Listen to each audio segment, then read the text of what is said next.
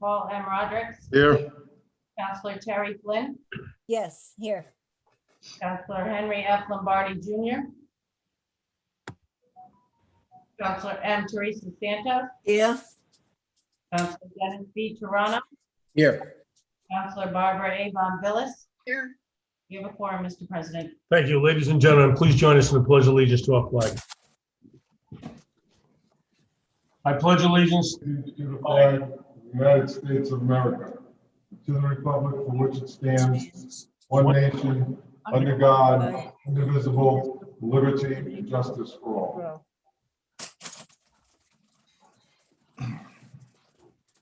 Okay, good evening, everyone. Before we get started, I'd like to just take a minute and ask that you join me in moving item number 20, civic appropriations, in regards to the Middletown hockey boosters up, and that I'd like to make a motion that we table it. I've had discussions with them, and they're going to come back to us at a later time when they have a more defined appropriation request. So I'll entertain a second on that.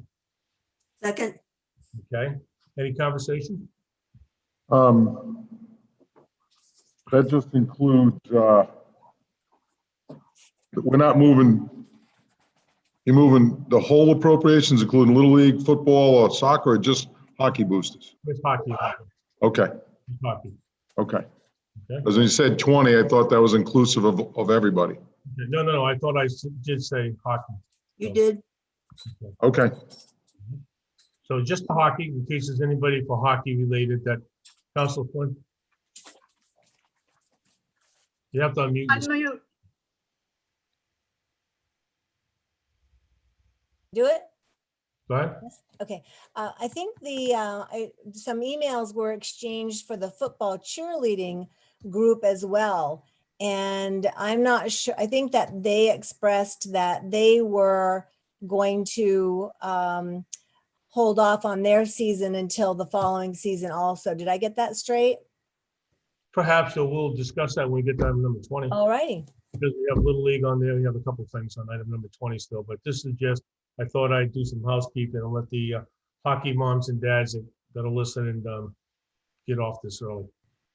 Okay, so we have a motion's been seconded to table the civic appropriation of Middletown hockey boosters to a later time. I'm going to poll the council. Vice President. approve. Council Flynn. Yes. Council Lombardi. Council Santos. Yes. Council Toronto. Yes. Council Von Villis. Yes. And I also approve it. I'd also like to, at this time, make a motion to table number 26, the Atlantic Beach District Utilities Underground Update. When you look at this project and you're talking the underground costs of anywhere between $15 and $20 million, this is something that's certainly going to have to be vented at length with the public and with the residents. So I'd make a motion that we table this for the next council to address. Second. Okay, any further conversation? Okay, we have a motion to second. Vice President, how do you vote? Aye. Council Flynn? Yes. Council Lombardi? Council Santos? Aye. Council Toronto? You're muted. You're muted, Dennis. Sorry, aye. Council Von Villis? Aye. And I vote in the affirmative. Okay, thank you very much. Okay, item number 1. I know Brian Schuster's on the line with us. Good evening, Brian. I thought it'd be appropriate this evening to start this out. I'm really not sure how long this is going to be or how many people are going to want to call in and ask questions. But I think in a sense of fairness, why don't we'll let Brian and National Grid do their presentation. And we'll start with allowing people to speak for 3 minutes. If we have more time down the road, I'd certainly like to see if we could wrap this topic up by 8 o'clock, if we go that far. But if people want to talk a couple times and the time is there to talk, we'll let them talk as many times as they want, as long as we don't repeat the same thing. So with that, Mr. Vice President. Motion to begin said presentation. Second. A motion and second. Council Vice President, how do you vote? Aye. Council Flynn, Muted, Terry. Yes. Council Santos, Yes. Council Toronto, Aye. Council Von Velez, and I vote in affirmative as well. So now at this time, I'm going to turn it over to Bruce Schuster, Bruce, the National Grid. Go right ahead, Bruce. Bruce, you're muted. Brian, Oh, it's Brian. Brian, can't hear you, Brian.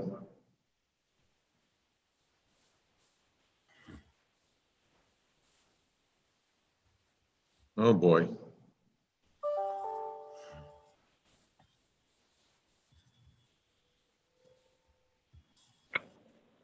There it is.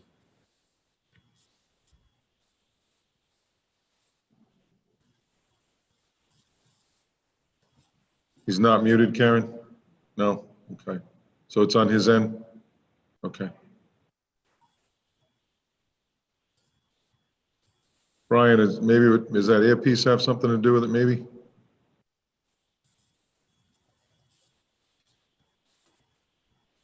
Brian, can you give me a thumbs up if you can hear us?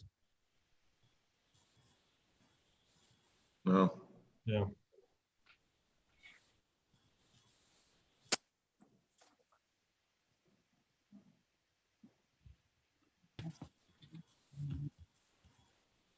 Did we give him a trial run or no?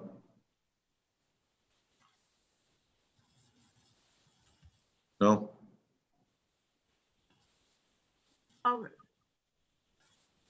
Brian, if you can hear us, give me a thumbs up. He's muted. Yeah, all right, you need Can you hear to. us? There you go. I think you're good now. Can you hear me now? There you go. Yes. Okay, all right. Need commercial or a Verizon commercial? We can hear you now. Yeah, okay, great. Thank you, and good evening, everyone. As announced, my name is Brian Schuster. I am the Director of Customer and Community Management for National Grid in the state of Rhode Island, and I thank you for giving me the opportunity to discuss a couple of very important matters, and I know there's a lot of interest on these topics that I'm going to present tonight. I did submit a presentation. I'm not sure if there's somebody. Yeah, okay. I wanted to make sure that you had it and that you could present it there for folks to see online. I'm gonna try to get through the material, the presentation itself, because I know there's a lot of questions. We've had several different engagements already with a variety of stakeholders, including an online open house just about 2 weeks ago now, where this material was covered. I'm taking a part of that material that was covered in the open house, the two most important topics, I think, that we want to entertain this evening. So I'm going to be talking about our LNG operations at Old Mill Lane, and the purpose why we're doing it, our timeline, and then there's several key questions that folks have asked in previous sessions that I'm just going to cover right off and try to hopefully answer those before people need to ask them again. I know there's a lot of concerns about the operation itself with regards to the noise, the lighting, the safety, and all those protocols. So we'll make sure we cover those in enough detail. And then I'm going to get into what selfishly we National Grid are seeking is feedback on the path for the future. We are coming at this approach very differently than we've done previously. We're coming to the community to seek their voice and what the right path would be for or should be for Aquidneck Island. And all of that material and the approaches and the options of different solutions we've studied. We've put out a very formalized report that's available on our webpage, which I'll reference later on. And for folks who haven't seen it, you can get into the details of it. It's 100+ pages, so it's a lot of detail. I'm going to try to cover it off in 15 minutes and try to do it as much justice as I can. But the bottom line is National Grid does not have a predetermined path forward for the energy solution of Aquidneck Island with regards to heat. And this is about heating. And currently, obviously, natural gas is our primary source of that. We have some challenges with the current source of natural gas. So we're looking at a portfolio of options that we are looking to get your feedback on to help us drive forward with a long-term enduring solution. So I'm excited to share that information, but let's get right into some of the prepared materials here. And so if the person advancing the slides can go to the next, please. And actually, you might as well go 2 more because I already kind of introduced the first topic being Old Mill Lane. So as folks know, we have, similar to last year, we will be mobilizing a temporary LNG, a liquefied natural gas operation out of our Old Mill Lane property in Portsmouth. The main purpose of this, which I'll talk about a little bit further, is really twofold.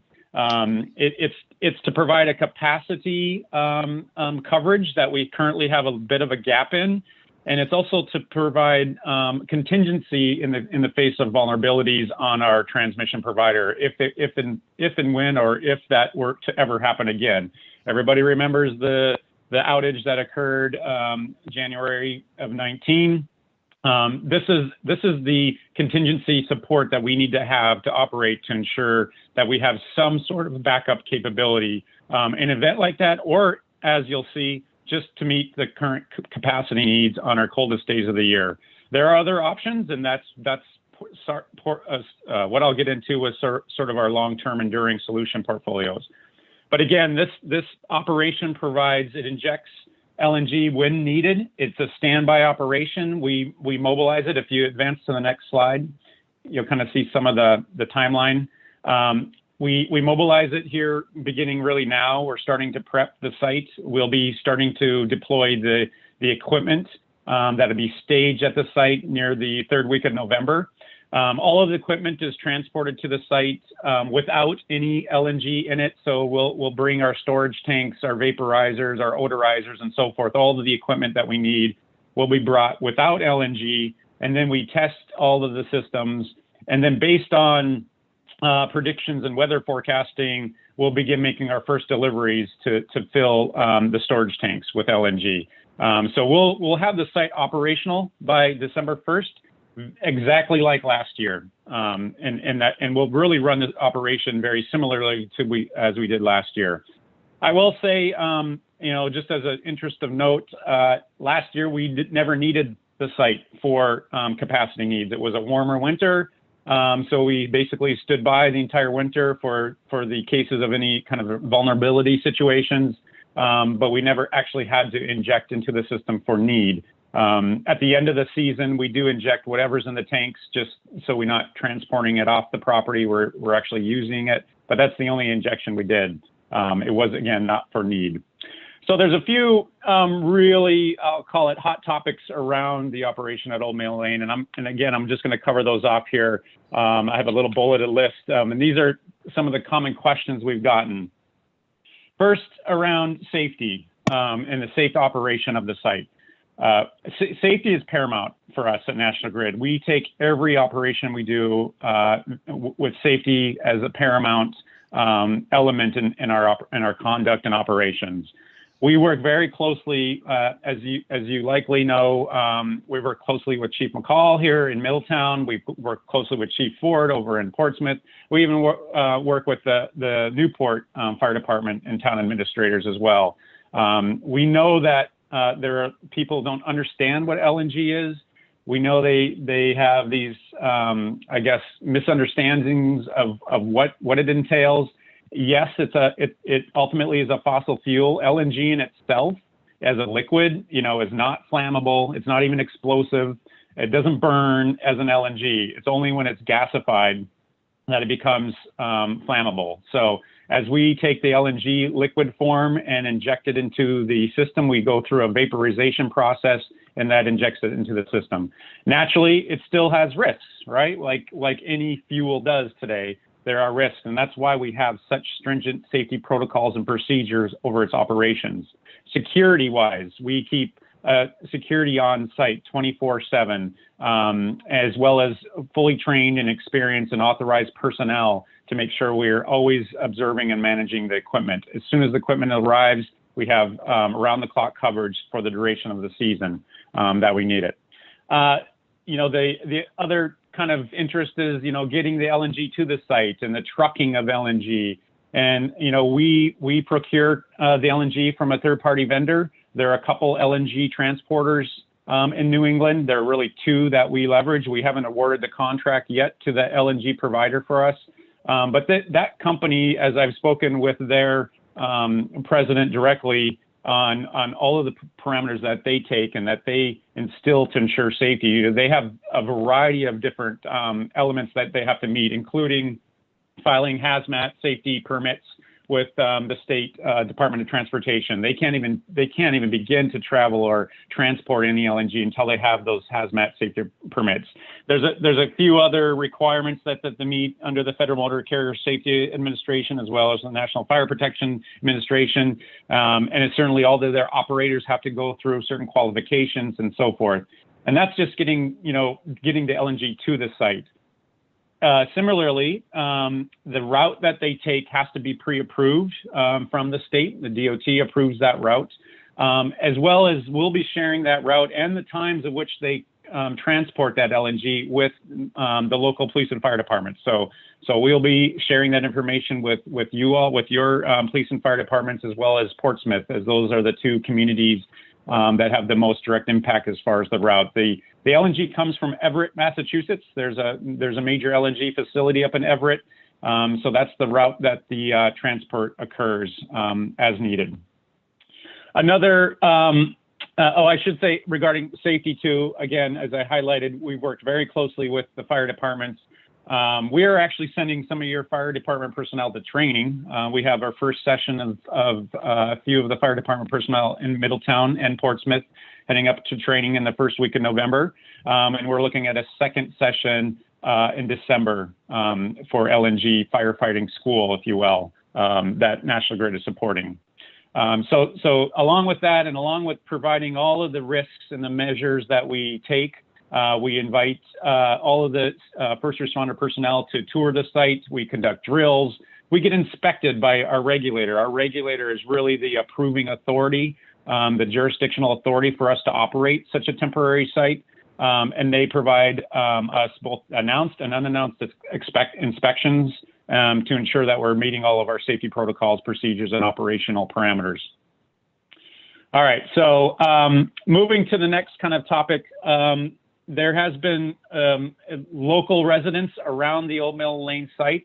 I'll say, there have been concerns and questions on, noise and lighting and so forth. And I'll just say that we are continually looking to advance mitigation factors with noise and lighting. So this year alone, we installed an electrical service, so we wouldn't have to run a generator 24/7. Last winter, we had a generator nonstop around the clock, and you have that continual hum of a generator noise, right? So that will be eliminated this year. We will still have a generator on site for backup power, of course, but our main electrical service will come from an actual electric service provided by us as well. So that's one factor. We are looking at putting additional shrouding around the LED lighting that we have. And unfortunately, as much as we like to dampen the lighting, we need to have bright lights on the property for security reasons. We need to see the equipment well. We have different monitoring equipment that we have to visibly see on top of the personnel who operate and work at the site to have full visibility. So we can't eliminate a lighting, but we are going to try to shroud it so that it doesn't, spread outside of the property as much as possible. The loudest operation that we do on site, and folks who are in the immediate residence may have heard it, there are occasional needs to do blowdowns of the tanks, the storage tanks, the venting of the tanks, if you will. Vapors can form at the top of the tanks, and there's pre-planned or periodic maintenance items where we have to blow that vapor to retain adequate pressures and the like. It's just a normal operational element, but it does create quite some noise. So when you hear a big hissing and you see the vapor escape, you wonder, well, what's that? And it's loud, right? And that's just a normal operational procedure that we have to do as part of the conduct of the temporary operation. We are going to be limiting those vapor blowdowns to weekdays, business times only. And as we are working now, we're working with our engineering and process safety folks to try to do what we're going to call vapor recovery, where we actually vent into the system so that it doesn't have an external venting at all. And that would completely eliminate the noise of that venting. We put fencing up, we put different coverages over the fencing. We planted some new trees and bushes and the like to try to, screen the operation. So we're continuing to try to find ways to minimize noise and lighting overall. And I just like to say, we take it very seriously that this is somewhat of a nuisance to some of the very local residents, and we want to work very closely with them to try to further mitigate the impacts that this has overall. I will declare, and we said it last night at the Portsmouth Town Council meeting, we don't want to have to operate at Old Mill Lane. As you'll see in our portfolio solutions, it is an option. And at the end of the day, it's one of our most affordable options to ensure safe and reliable energy to the island, but we prefer not to be there. So I want to make that very clear that we're going to try to minimize the time we have to be out there as much as possible. So that's kind of our operations at Old Mill Lane. The last thing I'll mention, and it's come up a few times because people just don't understand the full context. The Energy Facility and Siting Board, for folks who know, is it's a quasi-judicial tribunal that oversees the construction and siting and even alteration of major power facilities, such as power plants and the like. And when we first came to them, we approached the FSB on some clarity around the temporary operation of an LNG site. There was uncertainty of whether or not they had a jurisdiction over that or additional oversight over that, on top of what we currently already have oversight from the Division of Public Utilities and Carriers. That we'll always have oversight from the DPUC, but the additional oversight from the EFSB was uncertain. So the EFSB gave us a 2-year waiver, and really the intent of that was to provide time for clarity and for us to petition a position on the oversight of temporary LNG. So people have heard that we have filed that petition, and we're looking for a declaratory order from the EFSB, and that's all that is. We're not trying to sidestep or vacate any kind of jurisdictional authority that isn't prudent and sound. We're simply seeking clarification as requested by the EFSB over operations such as temporary LNG. And I will say temporary LNG, it is meant to be just that, temporary. And sometimes we have to mobilize in an emergency case. And the EFSB process takes months to vet through, as you can imagine, for any kind of major power facility. That's a month-long type of process. Whereas temporary LNG, it can be near-term and immediate. So certainly we believe that the EFSB process is unnecessary for a temporary LNG operation. But I want to make sure to clarify again, our petition and declaratory order is simply to seek clarification from the EFSB overall. By the way, the head of the EFSB is the head of the PUC. So again, it's just an extra layer for what is meant to be major energy infrastructure oversight, if you will. All right, so, one other topic I might as well hit, because I'm sure there'll be a question on it. A lot of folks misunderstand our operating agreement that we have on the Navy base. So people are quick to say, just move everything over to the Navy base. Why can't this be on the Navy base? And you have a lease over there, and we do. We do have a lease on the Navy base. And on that parcel that we have, we do have the ability to conduct peak shaving operations. And peak shaving is a situation where you do have a forecasted high capacity element on the system that you would have to bring in LNG and provide temporary capacity support during those peak scenarios. Peak shaving is a forecasted type of event. It's not a standby for 3 or 4 months of the year type of operation. And our operating agreement with the Navy does not allow us to conduct 24/7, 4-month operation, basically a quasi temporary but permanent for the season operation. And we've worked with the Navy on our operating agreement and the lease. And when it got to the federal level, they denied our request. So we have tried to to set up a seasonal type of standby operation, and it was denied at the federal level. But I will say the Navy's been very collaborative with us on looking at other options, which we'll highlight in the forthcoming solution. So at the end of the day, the Navy base just isn't an option at this point for this type of season-long standby contingency operation. And I just wanted to cover that because, again, folks don't fully realize. I will also mention that our lease on the Navy property expires in 2026, and the Navy has already indicated they do not intend to renew the lease as they have other plans for that parcel that we currently lease, which complicates, obviously, a long-term enduring solution as well. Okay, so now getting into the long-term capacity study. And again, if you go to the next slide, I'll let that advance first. So the reason we put this study together, and really the reason we have currently Old Mill Lane in operation, is twofold.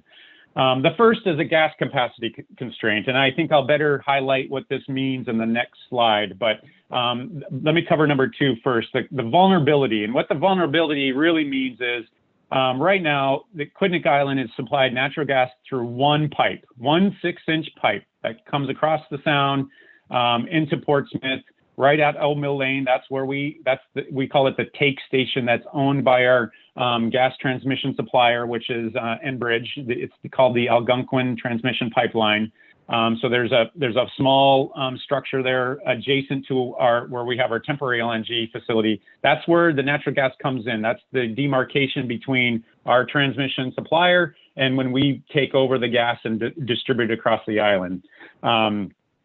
If there's an upstream interruption of any sort whatsoever, the island's vulnerable, and this is what we faced in January 2019. There was an interruption to the transmission pipeline. There was a drop in pressure. Aquidneck Island is at the end of the pipe, if you will. It's the end of the line, so the lowest pressures are going to be experienced first at the very end of the line, and that's why Newport saw the greatest number of outages. And some of that low pressure was also experienced in Middletown.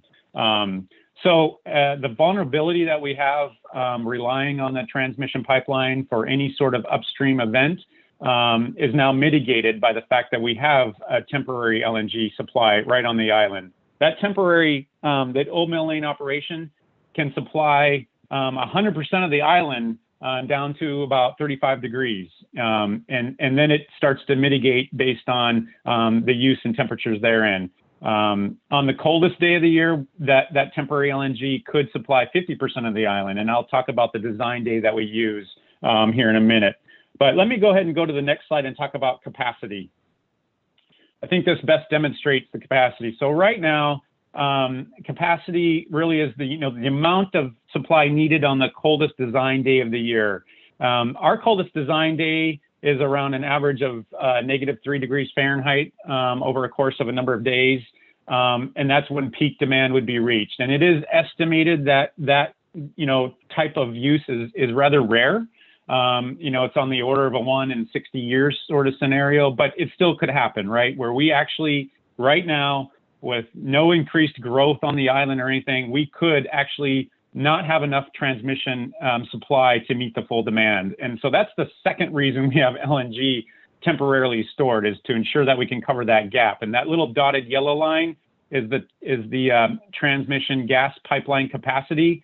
The kind of green shaded blocks are for this year, the peak gas demand. What it could be, as you can see, it just goes above what the transmission capacity could be. And then when you account for growth and economic development and so forth on trend analysis over the next 15 years, you see that, that growth in the peak gas demand, and obviously the gap between what the transmission supply can provide grows greater. When you add in the temporary LNG at Old Mill Lane, we jump way up with enough capacity, and that's that sort of that purple pinkish line at the top. So again, right now, and for this winter, we are already not only vulnerable to upstream transmission, but if we had a really cold winter, there could be days that we just wouldn't be able to supply with full uninterrupted transmission supply. And that's why we need to have that Old Mill Lane in operation. Again, we don't want to have to do that. We're looking for a better solution overall, but it's necessary to ensure safe and reliable heat for the island. If you go to the next slide, I think I covered a couple of these already. As I highlighted, the necessity of Old Mill Lane is real. It's a real issue for us. It's necessary to ensure, again, safe and reliable service. I will also say, we are working on other endeavors, and as we did last year, we had a very strong energy efficiency program, and we also started a demand response program, the first in the state, really. And demand response, for those who don't know, means there are some high usage customers that we set up incentives to stop using gas on the coldest days of the year, and we provide incentives for those scenarios so we can reduce the demand, and that's the demand response in that program overall. And that really, it's only applicable to a few very large customers, because those are the only ones who really make an impact. As certainly on the residential scale, which most of Aquidneck Island is, we certainly aren't going to look, at this point at least, in significant reductions because they have the need. But we are looking at, what other elements can we further escalate both our demand response and then certainly energy efficiency and weatherization programs and the like to become not only savings for customers, but to reduce demand. If you move to the next slide.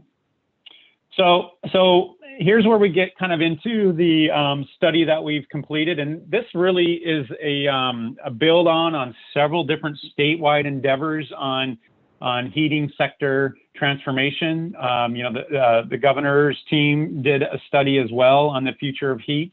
We're aligning with that. We're aligning it with our company-wide decarbonization goals. By 2050, we have a net zero carbon footprint goal, as well as the governor's goals in things like by 2030 with 100% energy from renewable sources. And so we took all of those into account.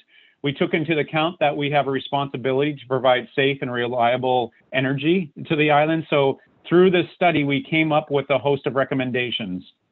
And really 4 came to the surface. There are other options, certainly. And as I'll talk about at the end of this presentation, we were looking for any and all feedback. But really 4 solutions came as the most prudent and responsible approach overall. That we believe really hit at the heart of giving choice to our customers. So if we go to the next slide. This is a summary, and I'll have a slide on each of these solutions, but this is a summary of what the 4 solutions entail, and they're detailed very extensively in our study. I will say across all of them, energy efficiency and demand response programs are going to be an element regardless. We're going to continually look for ways for people to save money, for people to further weatherize their homes and, have electronic and programmable thermostats and those sorts of things. And everything we want to do to save energy, those programs will continue regardless. The other thing I'd like to highlight, and you can see in the bottom, some of these solutions, if they're pursued, are going to take time to build and put into operation. And that means we still are going to need to operate Old Mill Lane until we have a new solution in place to, surpass that need at Old Mill Lane. And I'll get into some of the timeframes involved, but there was a misconception that people thought we were going to only be at Old Mill Lane for 2 years. I think they read into the EFSB waiver as being only a 2-year approval or of something of that nature. I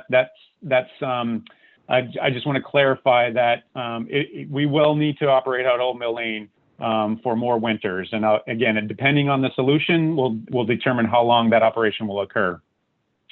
So let's just talk about each of these specifically. And if we go to the next slide, I'll kind of highlight them. And of course, unfortunately, as people report on these events and they report on what we're doing, usually the headlines are all National Grid proposes fossil fuel options, and and understandably so. It may catch people and maybe trying to rile up different perspectives, if you will. But our first and our foremost option is a non-infrastructure solution. And that's really highly aligned with decarbonization goals and so forth. And really what it entails is not only implementing demand response programs and energy efficiency programs, but looking to electrify heating. And so this really entails, for an individual homeowner, removing their natural gas furnace and then replacing it with an air source heat pump or a ground source heat pump that would be powered by electricity.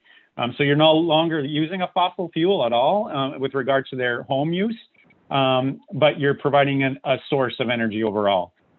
The challenge is, as you'll see with each of these, and I should say each solution has its pros and cons.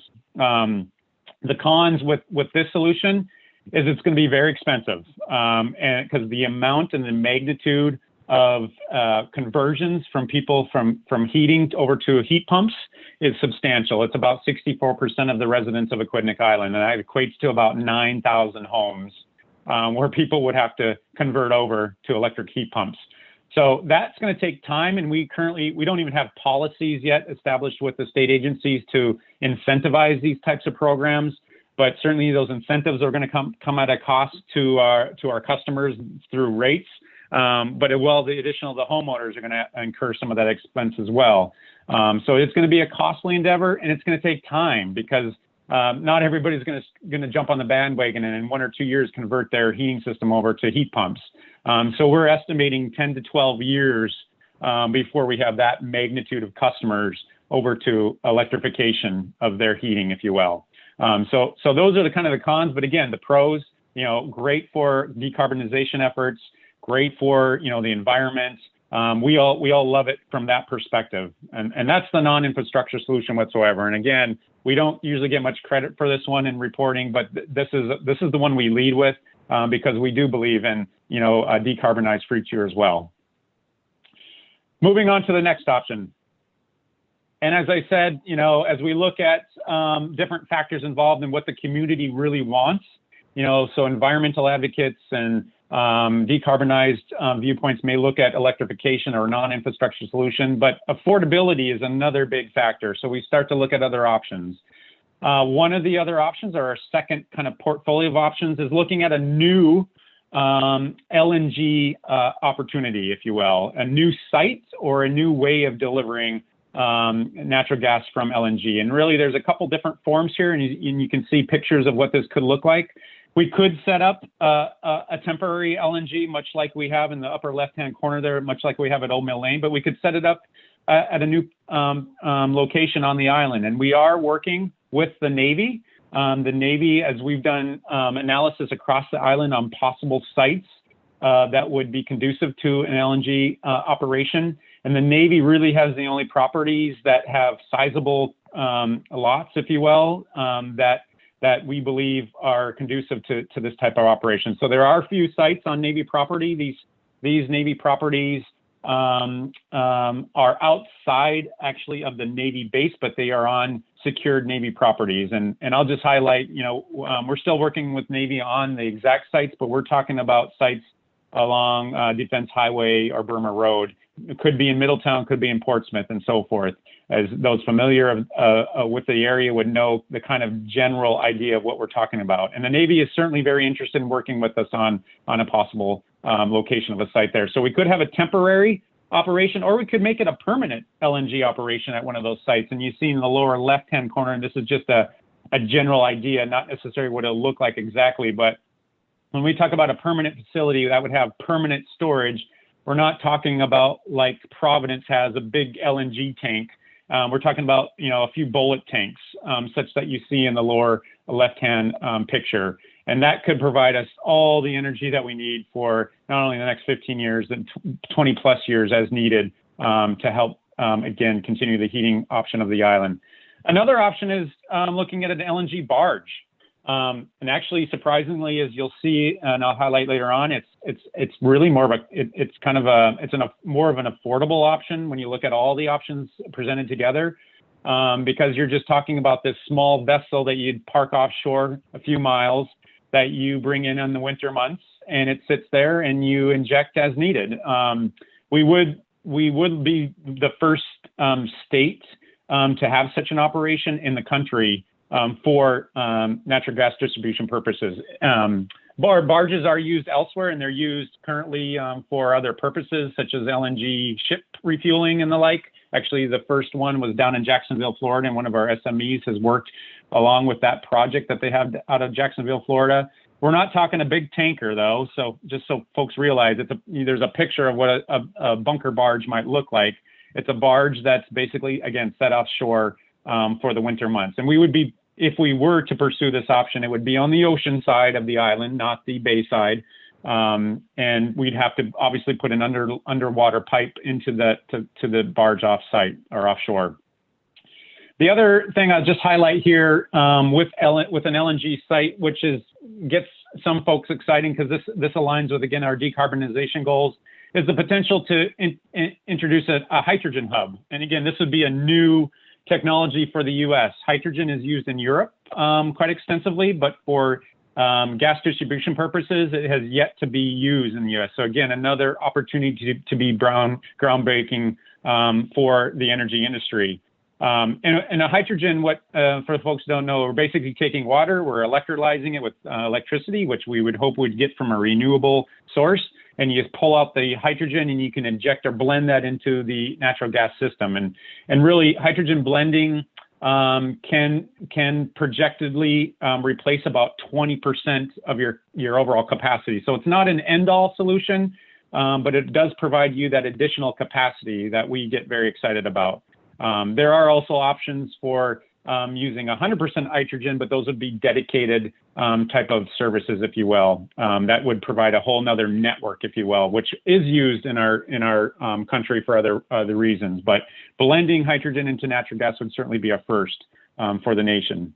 But again, it aligns with decarbonization. It's a more carbon, obviously, friendly opportunity for heating.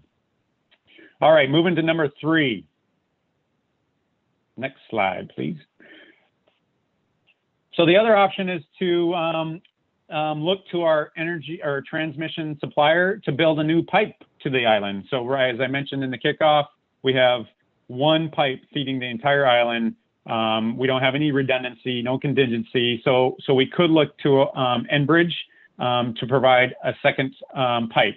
And certainly discussions have happened. You know, this has been socialized on many different circles. Enbridge is currently, evaluating options. There's potential if there were a second pipe brought to the island that it would have benefits to Massachusetts as well. So cost sharing for a new pipeline would certainly be in the mix to lower the impact to the Rhode Island customers, as Cape Cod has similar challenges. By the way, I should mention that there's been many questions. Do we have other temporary LNG operations? I forgot. I was going to mention this in the Old Mill Lane part, but we do. We have a temporary LNG operation going to be happening in Cape Cod this winter, as well as Norwood, Massachusetts. So we do operate temporary LNG elsewhere in our franchise. All right. So again, but the pipeline piece, we have it in our study, and you'll note there's a lot of references. You know, we're making projections. We don't own the transmission pipeline. That's owned and operated by Enbridge. It's another completely other company. So we're making projections of what that pipeline cost could be and so forth. But it's certainly a potential option and one we could pursue in collaboration with Enbridge overall. So the last option, and this is kind of the status quo option, if we move to the next slide, please, is sort of just continue to operate at Old Mill Lane. Again, it's not our desire to retain that operation out there because we know of the community concerns and impact that it has.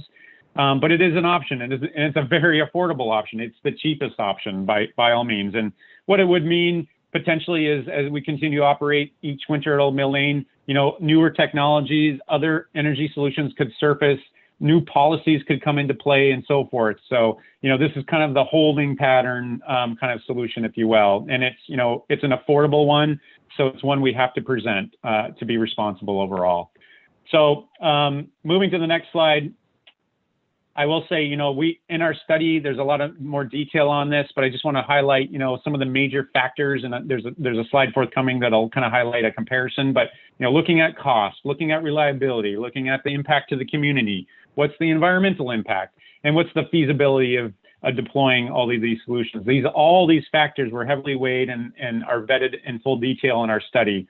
And also, you'll see on this line, you know, when's the last year that we might need Old Mill Lane? Well, you know, for the non-infrastructure solution, as I highlighted, 10 to 12 years, you know, even if we move down to a heat electrification, we're going to need Old Mill Lane for another 10 to 12 years. If we look at a new LNG facility, we're looking more at a three-year time frame that we need Old Mill Lane for us to construct, install new pipelines and so forth to connect to that new LNG facility. And then if we pursue an AGT or the Algonquin transmission pipeline project, that's going to take, another 7-8 years for that kind of project to be installed and operational.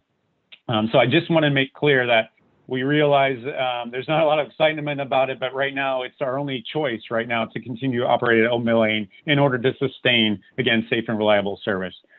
So if we go to the next slide, this is something that you can see in more detail in our study. It's not something we showed in our open house because it's just a lot of detail, but I wanted to share it with the town councils so you could see sort of the kind of high level comparisons and a couple things I just want to note. So these circles, which are for folks who don't really, they're known as Harvey balls. The fuller the circle, the darker the circle as it's shaded in, the more favorable it is, just so you know. So for example, when you look at the non-infrastructure option, you go down, it has a full shading for environmental. Obviously, that's the most environmental decarbonized approach. So it's the most favorable option. The other thing I'll note is these comparisons are with regard to each other's option. So the reliability row, if you will, all of our options are reliable as far as providing safe and reliable service. But we wanted to compare and contrast each option against each other in terms of reliability. And obviously a pipeline, it's underground, it's not conducive to weather impacts and the like, such as, an LNG facility where you have to drive tanker trucks in and so forth, where you could have some delays due to weather and that sort of thing. So that's why there are differences in reliability. Cost-wise, as you see, the most favorable option is the Old Mill Lane scenario, which I'll highlight in the next slide. But overall, I just wanted to share, this kind of high-level approach really in comparison of each option. Of course, cost is usually one of the most prominent elements for the greater good of all of our customers. That's what most people, we see day to day in our energy uses, and the feedback that we get as a company is keeping it affordable. So we do have a slide, if the next slide, please, just on the overall cost of each option.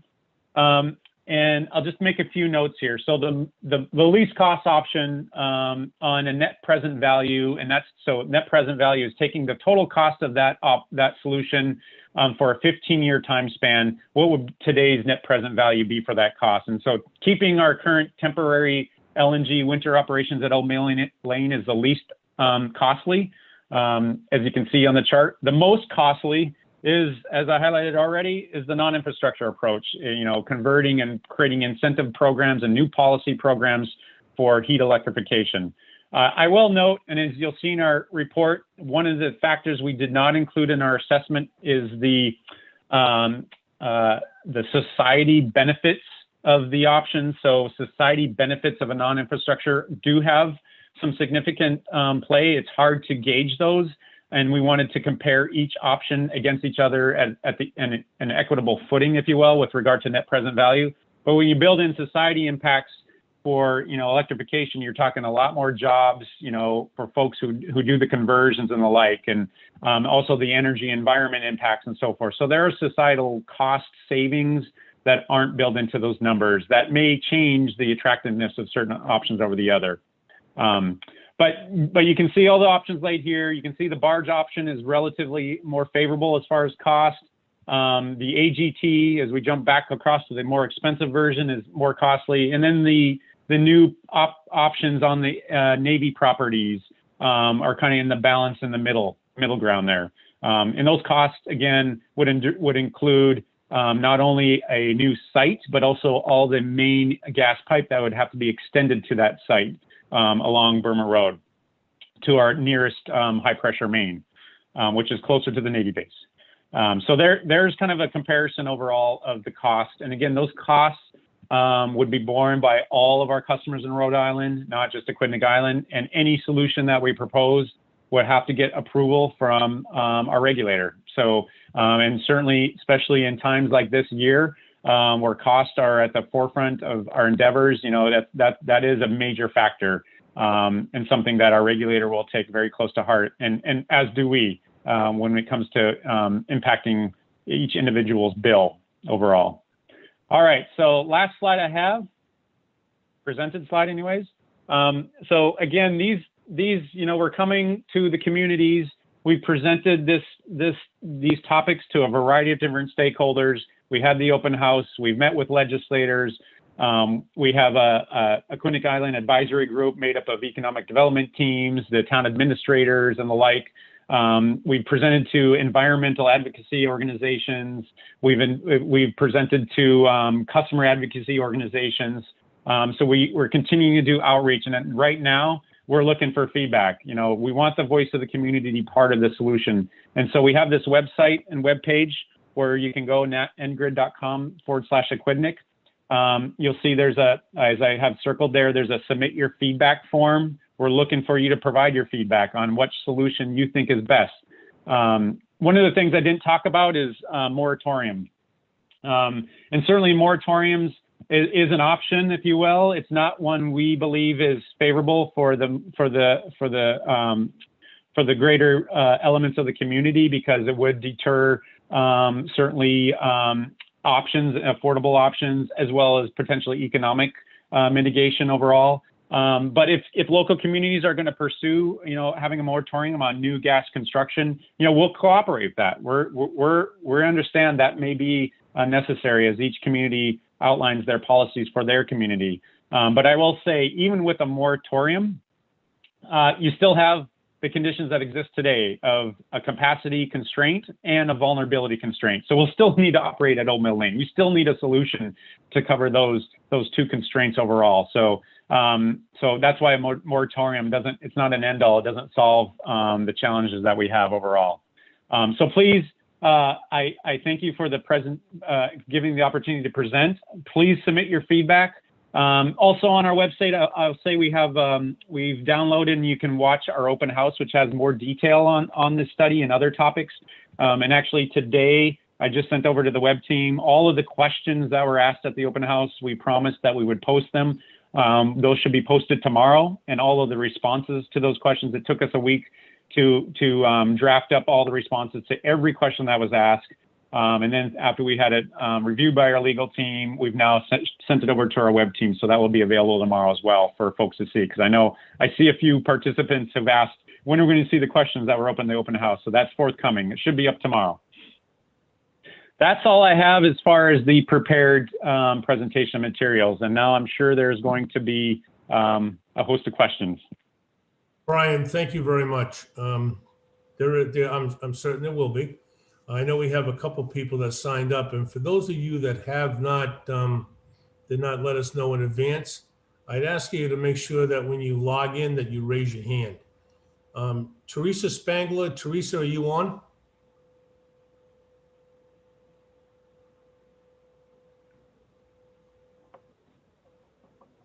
Clerk's office downstairs, do we have Karen, is Teresa on? Okay. She's on. I might. I'm here. Oh, okay. Okay. Teresa, just your name and address, please. And we have Brian Schuster on from National Grid. Hi, Brian. Teresa Spangler, 1111 Wapping Road. I emailed you a few questions when you did the open house, and I appreciate you taking the time tonight to clarify some things.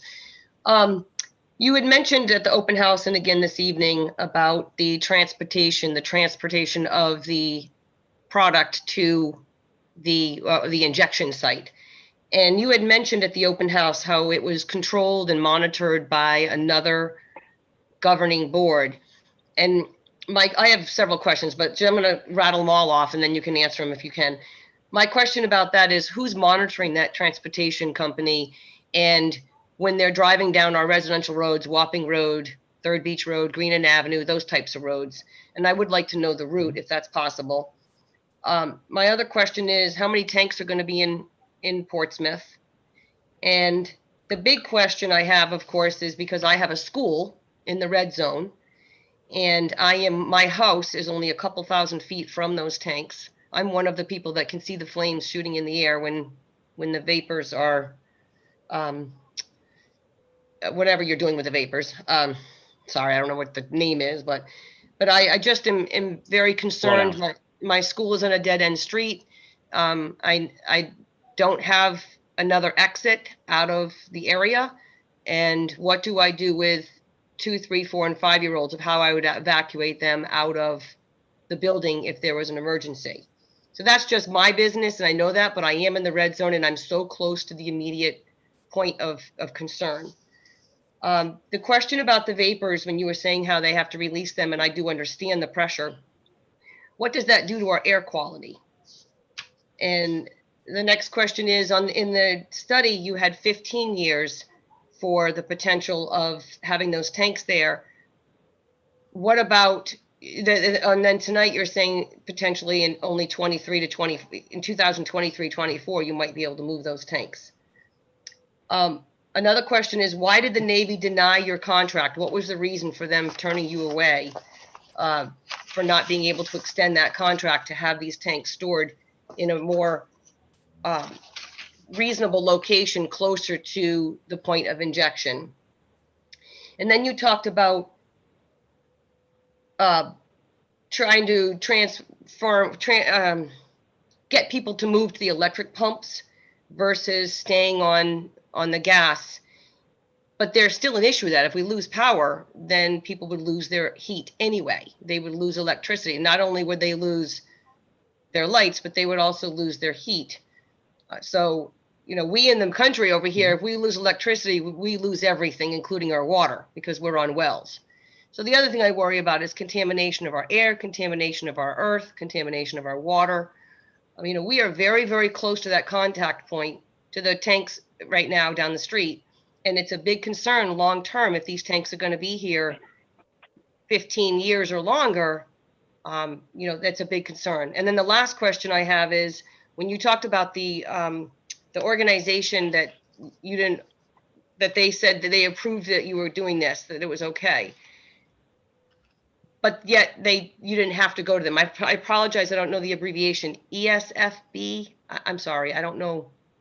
Yeah. The abbreviation, but you had said something about that. But some of the information that I had read on that was that you didn't get approved for that, or that you're trying to get a waiver to go around those approvals. And that's a really big concern that a lot of us residents have. And I know that there's other people that want to speak on the east side, but this is a huge concern for us. And I've been living here all my life, and I want to continue living here, and I want to be safe, and I don't want a leak. I don't want our air quality to dissipate. I'm very concerned. Thank you. Thank you, Teresa. And yeah, there's a lot to unpack there. I hope I can do justice and remember. I was trying to jot down all your questions on the topics, and if I miss one, please correct me. And I'll try to capture all those. I think I know I touched on some of these already, but let me just try to rephrase them, and hopefully that comes across clear. I think the first was the authority for our LNG trucking companies to transport. They are authorized, or they are overseen by the Department of Transportation. They have to get permits and able to transport. And within those permits are the qualifications, are the insurance of the operating personnel, all of their safety parameters, the routes that are going to be taken, and so forth. So they have an official hazmat safety permit that the DOT authorizes in the state of Rhode Island. There are other requirements that have to be met. So just the operation, the construction of the tanks, the testing of the tanks, ensuring the reliability of the tanks, they fall under the Federal Motor Carrier Safety Administration, as well as the National Fire Protection Association. They have their own requirements and licensing and so forth. And certainly the operators have to be qualified beyond just a normal CDL. They have LNG qualifications that they meet. So, and I'm only relaying that, I'm National Grid, Narragansett Electric Company does not own the LNG transport. It is one of the companies is affiliate of National Grid, Transgas it's called. But I've done, a lot of interviews and research myself with those companies to validate that sort of information. So hopefully that helps. But at the end of the day, it's the DOT that has the authority. And I will say The route that's taken is also shared and is part of our continual engagement with the local fire department and police departments, is sharing that route. And I will try to, I don't have the exact, all the streets and so forth. It is major roads that are used. We can follow up with that with cooperation with the fire department when we disclose that to them. The contracts for these LNG transporters haven't been awarded yet, so we don't know which transporting company is going to be delivering the LNG fuel. That's forthcoming in the upcoming weeks. But once we have that and they file their hazmat permit with the DOT, we'll have the full route, and then we share that with the local communities. Not only do we share the route, but we share it when they're going to be delivered, so that we can get that increased support from police and fire as appropriate. How many tanks are there going to be? Essentially, there's approximately 5 storage tanks on site. Same operation as we had last year. I hope that answers that question. And again, the LNG tankers come in, they transport the LNG into the storage tanks, and then the tankers leave. And then you won't see another tanker come until there's actually used. So last year, you had 5 tanker trucks come in, fill at the beginning of the season, and we had no other deliveries the entire winter because we didn't have to inject into the system, again, because it's a contingency both for vulnerability and capacity. You talked about the air quality. Let me talk about that one first. So the blowdowns that occur that you mentioned, that when we release the vapors as part of normal safety parameters and ensuring adequate pressures, that combination of air, it is air and methane that is vented, if you will. But it immediately dissipates into the atmosphere and it immediately goes straight up in the air. I guess I can't equivalate precisely, but it's not causing any more decimation to the climate than your gas-powered vehicles would do. A combination of exhaust coming out of a vehicle. Yes, it's still a methane that's being released into the air. So absolutely, there's some minute impact to the environment, but it's not a hazard to breathing or adjacent residents, even residents right across the street. It would fully dissipate, just like you would be standing 10 feet away from your vehicle. What are the concerns you might have from the exhaust of your vehicle coming out? As soon as you distance yourself, it's no longer a concern. And this venting, again, shoots straight up, and it's vented and disintegrates into the atmosphere, if you will. Like I said, though, what we're trying to do this year, not only to mitigate noise, but for that environmental purpose, we're trying to do vapor recovery. So we're venting into the system itself. And again, our engineering teams and process safety teams are reviewing those protocols as we speak. We've seen another company do this elsewhere, so that's what we're looking to do as well. So that would eliminate both the noise and the vapor concern that you highlighted. You made a mention about your school and the safety and protocols and so forth. A lot of the safety parameters that the town would make, we defer to, Chief McCall and the fire department and so forth to execute first responder type actions. We're not the first responder company. We're certainly there as a first primary elements for the site itself. But as far as community first response, National Grid's not going to be coming to your door and telling you what to do. It's going to be your fire department. So naturally, we've worked closely with your fire department. We've highlighted the risks and the worst case scenarios, which really, and I'll get right to it, the worst case scenario is there's some sort of leak of LNG, which would begin to vaporize into the air, because as soon as it hits air, it's going to vaporize. It's going to go right up into the air. But naturally, if there's some wind blowing and you have a whole tank rupture for some 1 in 10 million reason, that if there's a wind, it could blow into, the neighborhood, right? So there are evacuation protocols that would be necessary in that extremely unlikely scenario. And those are why we have all the different safety protocols and the extra safety parameters around the machinery that we operate. But regarding that, if that very unlikely scenario would have occurred, we would obviously work closely and rely on the local fire department to conduct those activities, much like they would do for any type of facility of this nature. Yeah, what if there's rupture at a gas station? They would have similar protocols and procedures they would take. So in your reference to like a red zone, and that's not National Grid doesn't define the evacuation protocols. We work to provide the risks and the elements, and we did provide all the details on the safety parameters to the fire departments, from which they've created procedures and developed. And I don't know if Chief McCall wants to elaborate further on that, but I think that's as much as I can say on that. There was a question on how long again. 15 years is not ideal for us either. We don't want to have to be operating out there. So the duration that we operate at Old Mill Lane depends on the solution that the community helps us select to move forward. So the shortest duration is if we were to develop another LNG site, as I highlighted, and if we were to build a new LNG operation over on Navy property, for example, that's going to take us a couple of years to build the site, to put in the pipelines and so forth. So it's going to be a couple more winters before we're able to get that kind of operation in operation, if you will, and then we can discontinue the use of Old Mill Lane. So the range is 2 to 3 winters, up to there isn't any option, we just keep status quo, then yeah, it'd be another 15 winters. But that's not, as I declared previously, not what we would prefer, certainly. But at the end of the day, it's not foregone that we can necessarily evacuate Old Mill Lane sooner.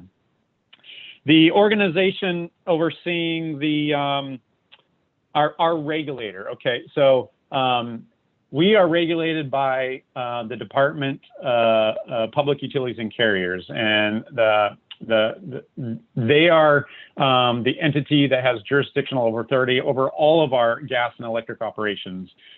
So we get approval from them before we do any sort of operation, and then they conduct business such that they inspect our operations. And I think I might have shared that they do unannounced inspections. Last year, as soon as we set up at Old Mill Lane, I think in our third day there, we had an unannounced inspection from the division. We call it the Division of Public Utilities and Carriers. So they are the regulating authority, and there's no way we would ever circumvent that authority. We can't. They manage and control that oversight with regards to the Energy Facilities Siting Board is a branch off of I'll call it the regulatory element. And the Energy Facilities Siting Board, again, is a board that's established to oversee the construction and siting and alteration of major energy facilities. And so the 2-year waiver we got was, again, to allow us time to put a petition together around oversight of a temporary facility. And yeah, we believe a temporary facility doesn't need that extra scrutiny, that second layer of oversight from the EFSB. And people may disagree with that. And frankly, if the EFSB decides that, no, we want to have oversight over temporary LNG, great. We have no problems with that at the end of the day. We just don't believe it's cost effective to go through the months of discussions and filings and permitting and all that are required on top of what we already do with the division. So we did put a petition in to say that we do not believe that EFSB oversight is necessary for temporary operations, but at the end of the day, we're only seeking a clarification from them, as they now have a docket to decide whether or not they're going to have oversight on top of what their main core objective is oversight of power plants, if you will, or major energy infrastructure. We don't see Old Mill Lane as major. It's temporary. We're there 3 or 4 months, and we break it down and we're gone. And again, we don't prefer it to be in the long term there forever, but it may be something that has to be considered. It is an option that we've presented. I think the only other one I might have, I hope I caught, is about the Navy. And again, I highlighted the operation on the Navy base does not allow us to operate a semi-permanent or a season-long type of operation. The reasons why I honestly can't say. The Navy it wasn't the local Navy personnel at the federal level as they look at all their bases across the country. And for those kind of operations, with what we need is basically unrestricted access 24/7 to be able to deliver as many tanker trucks as needed. If it's cold, we don't want to be restricted from bringing an LNG tanker to the property in the middle of the night.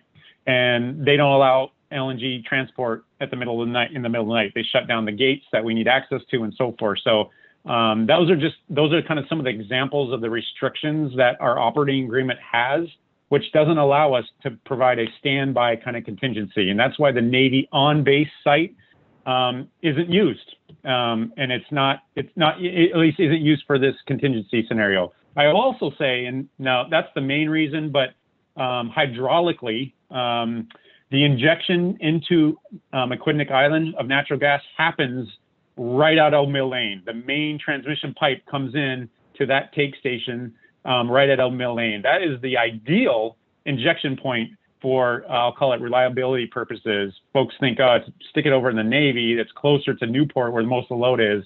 The ideal spot is the beginning, the injection point, and that's why we had Old Mill Lane cited for that in the beginning. And that's why it was back in the 60s. It was a propane facility because it's vicinity to injection into the system. But at the end of the day, working with the Navy, they are working with us on options, and that's why we have one of those as one of our solutions overall. I hope I answered all the questions. Did I miss any? Anybody catch me? I hope I covered them all. I really appreciate it. Yes, you were thorough in a lot of things, and I appreciate that. I still would like to either speak with the fire chief or whoever is responsible or knowledgeable of the evacuation plan. It's something that it's not just about me and my school. It's also about so many elderly that live in this area that would never be able to evacuate. So there's a lot of concerns about the well-being of the residents in this community. So it's not just about my business. It's a lot more. But I just think, also when you said about temporary, I worry about that 15-year mark. So I'm in hopes that you certainly will be able to find an alternative placement, because 15 years isn't temporary. That's a long time. And, there's a lot of us in this neighborhood that are very concerned. And if there's a snowstorm and you've got to transport fuel or transport LNG, where are you going to take it in the snowstorm when our roads are already tight and crowded? And it's just a big concern. This is a residential area. There's no sidewalks. There's no place for people to walk. Here you've got this massive tank coming down the street in the middle of a blizzard. It's a big concern. That tanker goes off the road, it's going to end up in someone's front yard or front door for that matter. Yeah. So I'm very concerned about this. So I appreciate your time. Thank you very much. Teresa, thank you very much for your questions. You're certainly an important stakeholder out there. And I think I would suggest to you that you contact the town administrator and the fire chief and make sure they do an on-site visit out there, especially with the protocol of the evacuation of that area. But do you have any additional follow-up questions, Teresa, at this time? No, I don't. Thank you very much, Mr. President, for allowing me to ask a lot of questions. I appreciate it. Thank you. You're certainly a stakeholder out there. Do we have anyone else on the line, Madam Clerks, that would like to speak?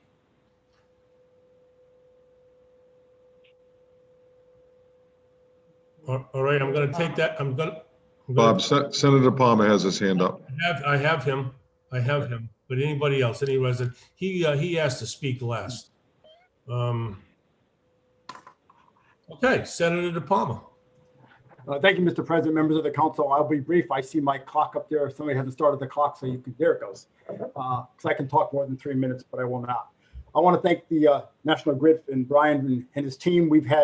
This is our third time, I'll say, going through this. They had a session for legislators. I did participate in the 1.5 hour community event and wanted to make certain I was here with you today. I was on last week, but obviously we needed to move it to today. So thanks for hosting this council and for National Grid being there. I'm just going to point to one specific item and an area where I think I can help and other legislators can help, and that's with regards to the Navy. I brought this up when we had the legislator-only forum. I brought it up in a comment when we had the open house forum. And specifically, chart 17, if we were to look at cost, chart 17 should have the cost associated with keeping the facility there 1 year and then transitioning to the Navy, current Navy property now, which in the short term, which still will allow us and keep the pressure and the velocity and acceleration to move out of that property from everybody's perspective. So I think I'd like to be able to offer help to reach out to, we'll assume Senator Reid wins next week and Senator Whitehouse and whoever our Congress folks are next week, subsequent to that, to set up a meeting with Big Navy. Navy is a great partner. We're a great partner with the Navy. I think the Navy consumes just a little bit of natural gas. And I know Brian's already addressed that question. But I think I want to take one more bite at the apple with regards to how we can collaborate together to see how to finish this season. My recommendation would finish the season on Old Mill Lane. From there, 2 years or whatever it is, back on the Navy base where the existing facility was mothballed. Because back, I think it was 2004 or thereabouts, National Grid went to the PUC or the Energy Facility Siting Board. I think it was the PUC. I believe I have a copy of that, and said the energy wasn't needed, so they can mothball that facility. I realize they may not be unmothball it. There might be another opportunity, but maybe 2 years there before facilities opened up on one of the tank farms. I'll leave it there, Mr. President, and I'm willing to help however the council wants help to liaison with the federal delegation in the Navy to see how to bring this forward. Thank you. Thank you, Senator De Palma. Colleagues, before we close this out, I'd like to broach an idea with you. Certainly the safety of our residents was something, the magnitude of this and the potential magnitude of this, and the reliability of the service is a National Grid sole responsibility. However, I see that as our responsibility as well. I'd like to broach the idea with the council and ask them how you feel about maybe retaining Attorney Marissa DeSantel, who represented us before on Jepson Lane, who has in-depth knowledge of things like this and who did a good job of monitoring the Jepson Lane project before, and maybe something that would ensure that we're going to have somebody that's knowledgeable, that's representing us on a full-time basis. And I mean that as no insult, Brian, to National Grid, sincerely, but I would just feel more safe myself to have our own project safety manager involved. And certainly those of us that have dealt with Marissa in the past, I think she's extremely competent in this area. So I'm going to broach that for conversation with the council. Any feelings from anybody? President? Council Lombardi?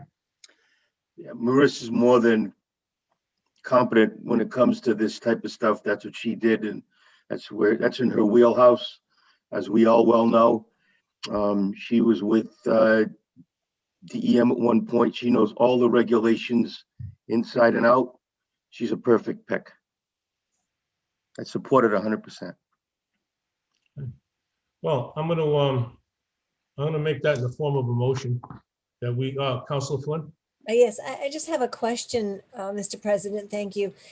As far as what her role in representing or the town or watching the town's back, is her role to ensure safety, or is her role to find an alternative location or process for National Grid's needs in this regard? I would see her role, Mr. President? Mr. Solicitor. What I would recommend, as most of the council know, Ms. DeSantel is an attorney with a lot of experience in front of the Energy Facility Siting Board. And since National Grid has filed a petition with the Siting Board seeking some declaratory relief, whether the board has jurisdiction over this temporary facility, my suggestion would be, and I've talked about this previously with the town administrator, to have Ms. DeSantel file a motion on behalf of the town to intervene in that case so that the town has a seat at that table for that discussion. So I think that's where her experience lies. And I think that's where the focus, at least initially, should be. is making sure that the town has a seat at the table for that discussion in front of the Energy Facility Siting Board. Well, I see more than that. I see it as somebody that would oversee this and represent us on our end to ensure not only compliance, not only ensure the procedures, but to ensure that the safety of our residents is represented. Councilor Flynn, did that answer your question at all? Well, and again, I'm not that familiar with what goes on with this board. I think a lot of people are not familiar with some of the players here. And, if these boards are recorded, like we are recorded, then the public would be able to have access to what goes on at these tables. So I guess my question really was, and Peter, correct me if I'm wrong. So it's to just make sure that all the players are complying and that Middletown is kept safe. I guess my question beyond that is, would the investment be to assure or to make sure that there's a plan to get that facility out of our residential neighborhood? Well, I think that whatever position she takes on behalf of the town ultimately would be decided by the town council. But to be able to have a voice in any of these discussions about not only the current facility, but also with regard to the options and to be able to advocate on behalf of the town for what the town believes is most safe for Middletown residents. So, and once again, she's one of the very few people that has a lot of experience and knowledge in front of that particular board. So, last question. Go ahead. Would we have an estimation of the time that something like this role would involve? I would say probably not, because as you heard tonight, I don't even think National Grid has a specific time frame on when they will be making a decision, or at least coming up with a proposed solution on more of a permanent basis to replace this temporary facility. So I think we need to be involved in the process for as long as it takes. Thank you. Brian, you want to make a comment? Yep. Yeah, I might add. So we are looking for feedback from the community and from all of you on a preferred approach. Really in the next month, the next 5 weeks. We are trying to not linger on this movement overall. We hope to start to formulate a recommendation for the division in the December timeframe, as our filing, our yearly filing, annual filing mechanisms are coming at the end of the calendar year. But we may find that we need more time, certainly. So, and we may find that we do a hybrid approach. We may recommend a couple paths to further vet out the fuller assessments of the options, if you will.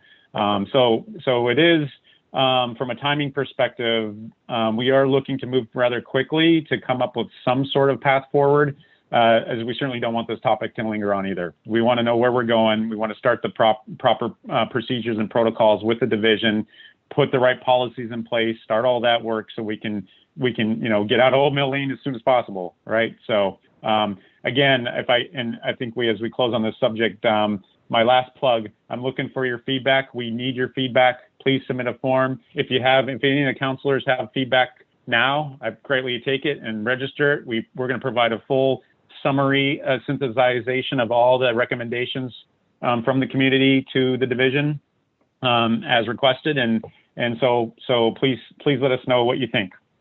Appreciate it. Thank you. Thank you, Brian. Councilor Toronto. You're on mute, Dennis. Mute yourself.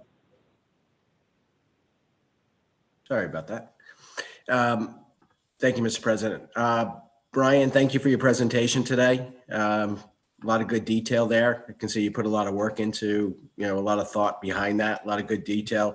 probably could break that presentation out into like 4 or 5 different sections and spend about an hour and a half on each one of them. So I didn't, Yes. work in the technology industry, and I'm used to these 3-letter acronyms. So I lost you for a little while there when you were FNB and all that. I'm not sure about those committees and stuff. So I might need to watch this.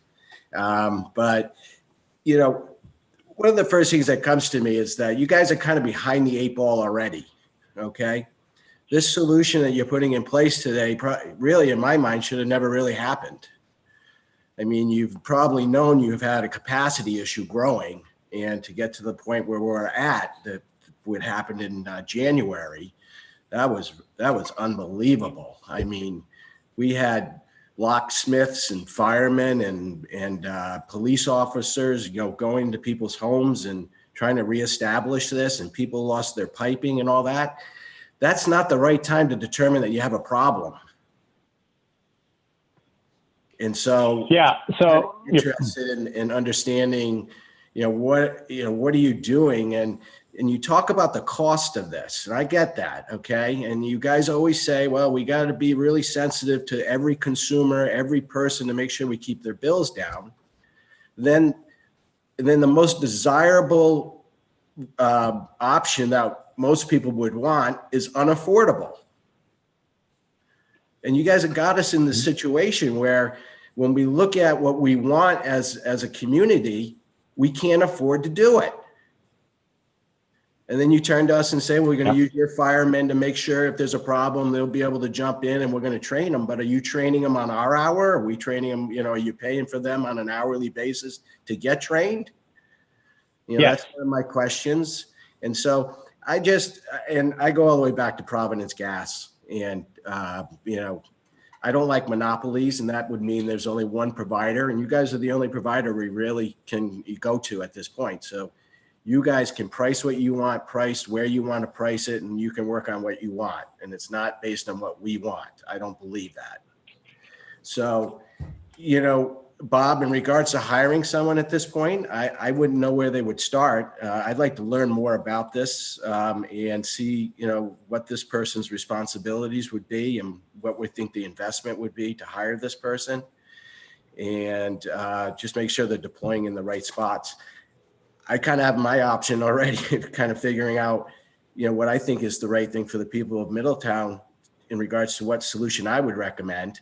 And, but I need to learn more about it and what the cost of all of this is going to be. So I look forward to hearing more. I'll be happy to, get involved and hear this through.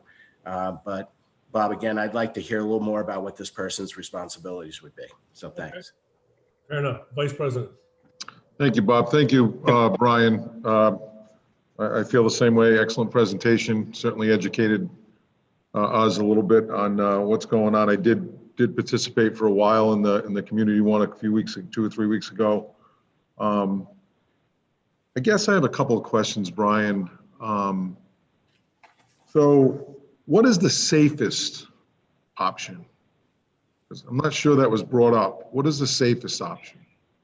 So you'll notice, sorry, Brian, I asked that because if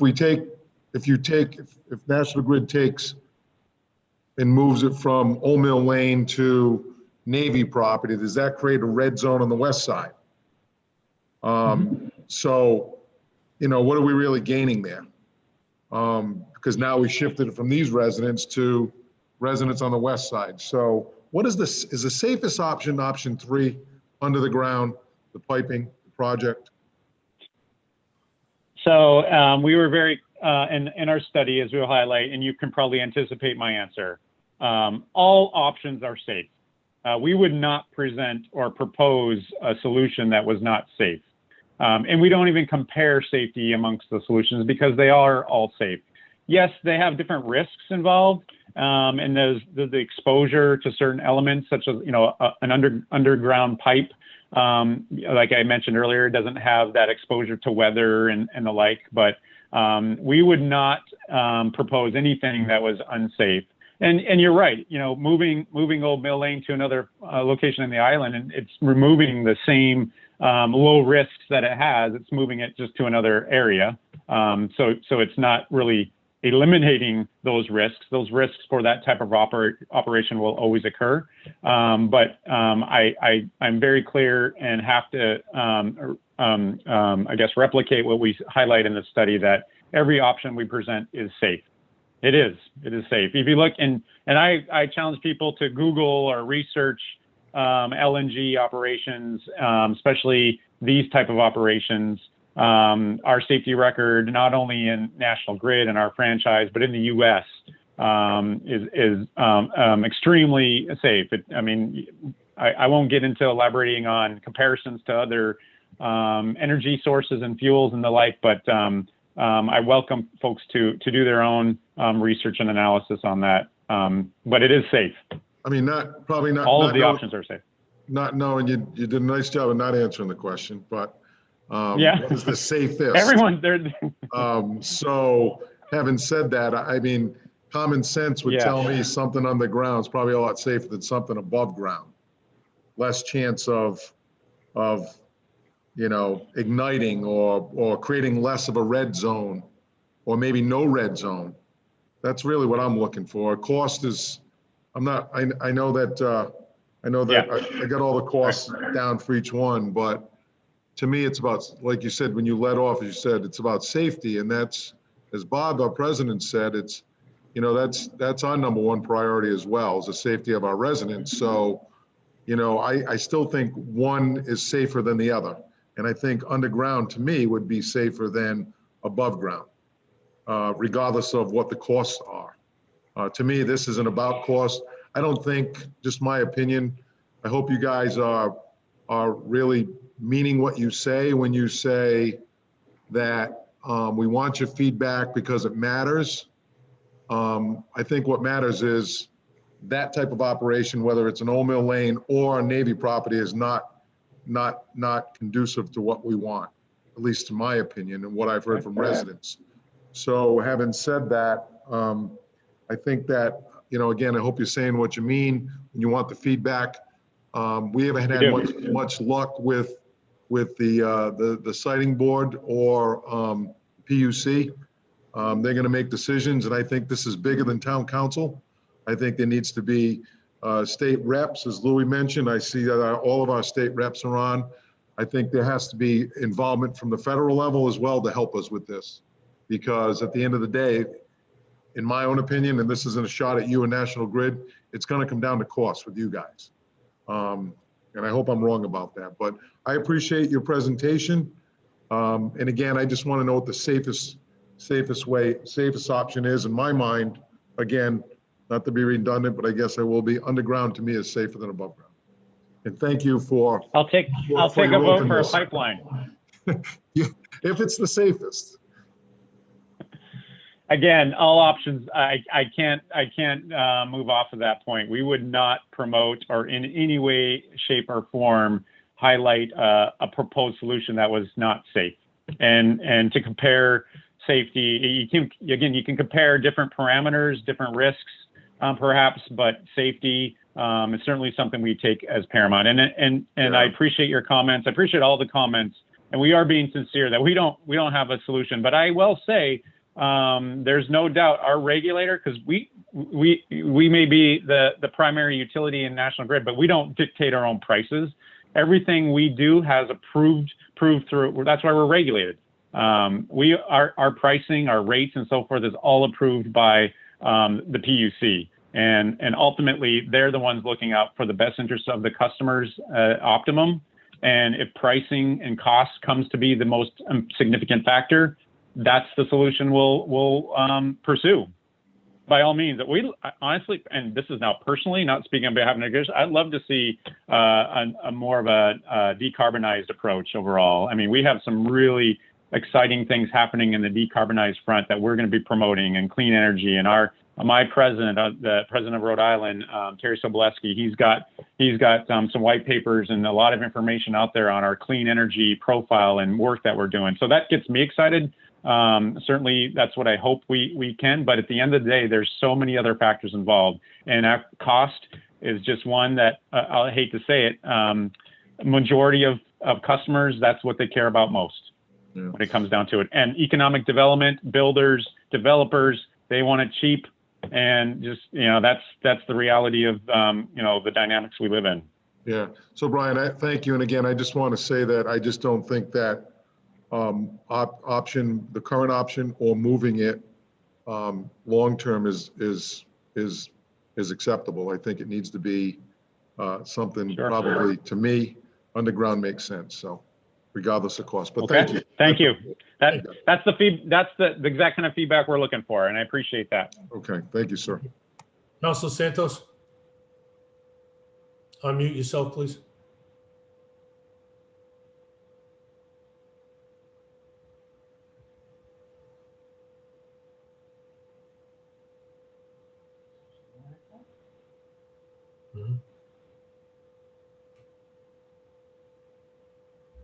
Thank you, Mr. President. Thank you, Brian, for the wonderful presentation. You gave us an email address. Now, if we were to email questions to that email address, would you receive the questions and be able to get back to us? I'll get back, because I would forward the Absolutely. email also to all the councilors. Absolutely. So our feedback form on the website, that's more of a, we're looking for people's voice on the solution forward. But if any members of the town council, I would be happily, after this, I can give you my direct email, or my manager for the area. All right. Yeah, my manager for the area, Jock Afonso, who I think folks know, and I work very closely with Sean, your town administrator. So Sean has my cell number, All so right, he can call me anytime, and I'd be happy to respond to those directly. I'll get the email from Yeah. Sean. Thank you very much. Thank you. Councilor Chair. Absolutely. Another comment? All set, thanks. Okay.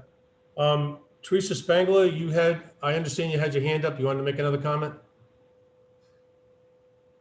Yes, just very quickly. I thank Paul for making that comment about the underground.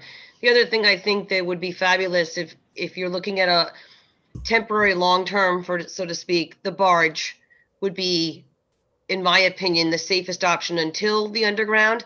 I think that would be more cost effective. If we're looking at 10 to 15 years of doing that, while the underground piping would be designed, discussed, financed, whatever is necessary to do that, that would be great.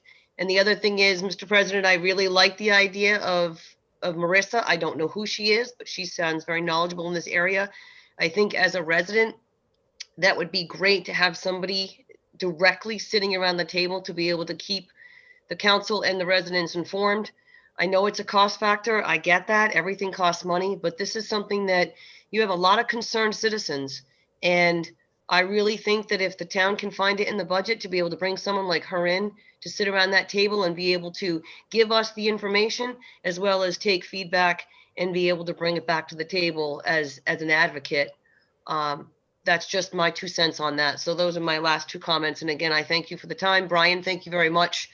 I appreciate it. Thank you, Teresa. Thank you. We've said this 100 times over the years. You can't put a price tag on the safety of our residents. And I feel the same way. I feel that we need somebody like Marissa to watchdog this project through. Councilor Flynn, you want to make a comment? Please. Thank you, Mr. President. So I'm wondering, I'm going to run through a couple of things, and then Brian, again, thank you. And thank you for appearing in many places over this last month to make sure that, people are informed. I appreciate that. I know it's a lot of work. So I'm going to throw out a couple of things, and then you can respond. So one of the things I was thinking about is if Portsmouth also has a representative or someone in this role that you're proposing, Mr. President, and would we maybe want to talk to them about splitting this person so that all residents, because the street is shared between the 2 communities, and that might allow everyone to be informed and split the cost. Second thing is, and I asked this, Brian, at the forum on the 14th about getting an aerial satellite map that just showed, I don't need addresses, but other LNG temporary sites in Connecticut, Massachusetts, Rhode Island, just to sort of see where they are located, what the area is like around them. Because you did mention that the 1 in 10 million chance of some event and there being wind. And, we do have a lot of wind here on the island. And, nobody thought that we'd have a global pandemic, and nobody thought you'd have a low pressure incident in 2019. So, there's a lot of, the concern I think is valid. I think it's real. And, some of the costs, I know that you had your chart up for cost to National Grid, but there are perceived costs, not only in the community for that red zone, which is quite large if you take a look at the map, but, also in, I'm worried about our land value costs with the presence of a facility like this for any length of time. And, in Rhode Island, we have a law, we have to submit an annual return every January on the value of our land. And I don't want this with that huge red zone to impact our tax revenues coming in from our properties. So those are a few things that I have on my mind. Thank you. Okay. I'm going to make a motion that we authorize the town administrator and our town solicitor to engage in conversation with the solicitor and town administrator in Portsmouth, engage in conversation, the possibility of engaging Marissa to represent both communities. But I don't want to save a nickel, I don't want to jeopardize one hair on any resident's head. And Mr. President, just to comment on that briefly, because that was a discussion, if you recall, during the Jepson Lane substation project. We had that conversation and actually had planned to share an attorney with Portsmouth. But because each community has potentially different concerns, depending on where this might be cited, the Energy Facility Siting Board actually was very uncomfortable with us having the same attorney as the adjacent community. So happy to talk to them, but I just want to let you know that may, just based on past experience, that may not be something that works. Why don't you engage in the conversation with our town administrator, with their solicitor and their town administrator, and then come back to us at a later time with the recommendation. But we need to engage somebody, and I don't want to be a penny foolish about taking care of our residents and the safety of our residents. I agree. Councilor Toronto, you got to unmute yourself, Councilor. Damn, 0 for 2 on that one. Hey, will that be coming back to the council before we move forward with the consultant or the lawyer? Just said that. Okay, thank you. That's part of the motion. Okay, thank you. Do I have a second on that motion? Second. Second. Okay. I'm going to poll the council. Vice President, Aye.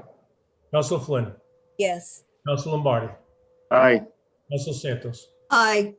Councilor Toronto, Aye. Councilor Von Villas. Aye. And I vote in the affirmative as well. Okay, and Brian, again, on behalf of all of us, thank you. And Thank you. I'm Hey, certain Bob. we'll be talking to you again. Thanks, Brian. Thank you. I appreciate it and look forward to the next engagement. All right, Yeah, look forward to working with you. Vice President. Brian, I just had one more quick question as a follow-up to Teresa Spangler's question. You said they're going to share the routes, the tanker routes with our residents. How do they plan on doing that so the residents are able to see that? Well, no, the routes we share with your fire department, police departments. And Okay, we so don't we can put them typically on our publish that. website. Okay. That's a It's- terrorist That's up. safety, right? I was going to say, so there are certain security measures at play that we would advise not necessarily publishing that, certainly not the times, but I understand if again, we're going to share that information with your first responder departments accordingly. Okay, thank you. Just like, and there are, safety protocols you may want to consider with disclosing that much information publicly. Yep, didn't think about that. Thank you. Thank you, Brian. Any other council want to make some closing comments? Okay, item number 2, public hearing is advertised. Actually, we need to have- Motion to act as a board of license. Second. In a second, Vice President, how do you vote? Aye. Councilor Flynn, Yes. Councilor Lombardi, Aye. Mr. Santos, Aye. Mr. Toronto, Aye. Mr. Villas, Aye. and I voted in the affirmative as well. Item number 2, public hearing advertised. Application received from the following named persons, firms or corporations for renewal of alcoholic beverage licenses for the 2021 licensing year. See attached list. Motion to open the public hearing. second, Your motion second, to open the public hearing. Vice President, how do you? Aye. Council Flynn, Yes. Council Lombardi, Aye. Council Santos, aye, Council Toronto, Aye. Council Von Vellis, Aye. and I vote in the affirmative. Okay, is there anyone that would like to speak in regards to this public hearing that's been advertised? I would like to ask a question, Mr. President. Council Santos. I would like to ask our town clerk, were there any violations against any of these liquor license holders? No. Thank you. Okay, Okay, motion to close the public hearing. Second, we have a motion second to close the public hearing. Move the council, Vice President, Aye. Council Flynn, Yes. Council Lombardi, Aye. Council Santos, aye, Council Toronto, Aye. Council Von Vellis, Aye. and I vote in the affirmative. Motion to grant said licenses. second, We have a motion and a second to grant said licenses. Councilor Toronto. Yes, I just wanted to go back and I didn't understand the question that Counselor Santos asked. Did any of them have any violations, any issues? Any of them have any violations or issues? In the last licensing period, I believe she was referring to. correct. Okay, we didn't do a background. We didn't go in each of these companies and do a background check. No, I would have been notified by the police. The police would have notified them. I didn't follow that. Okay, if, Madam Clerk, I'm going to let you answer that question, if you would. If it's a new license, we do a background check. If it's a renewal, the police would notify us if something happened during the year.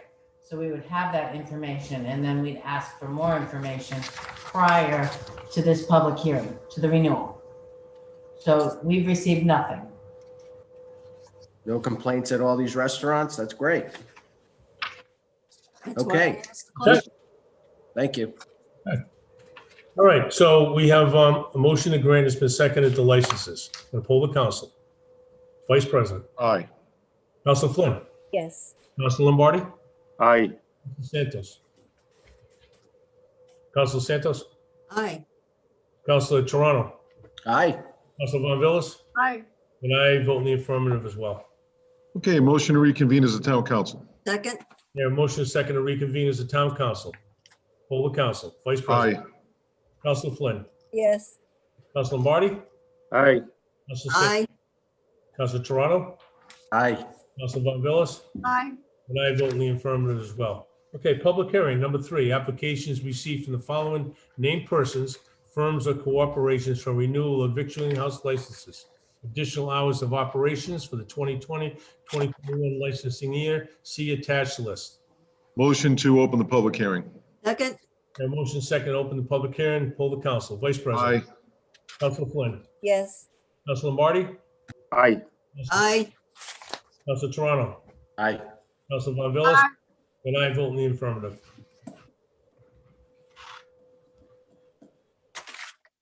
Okay, is there anyone that would like to be heard in regards to item number 3?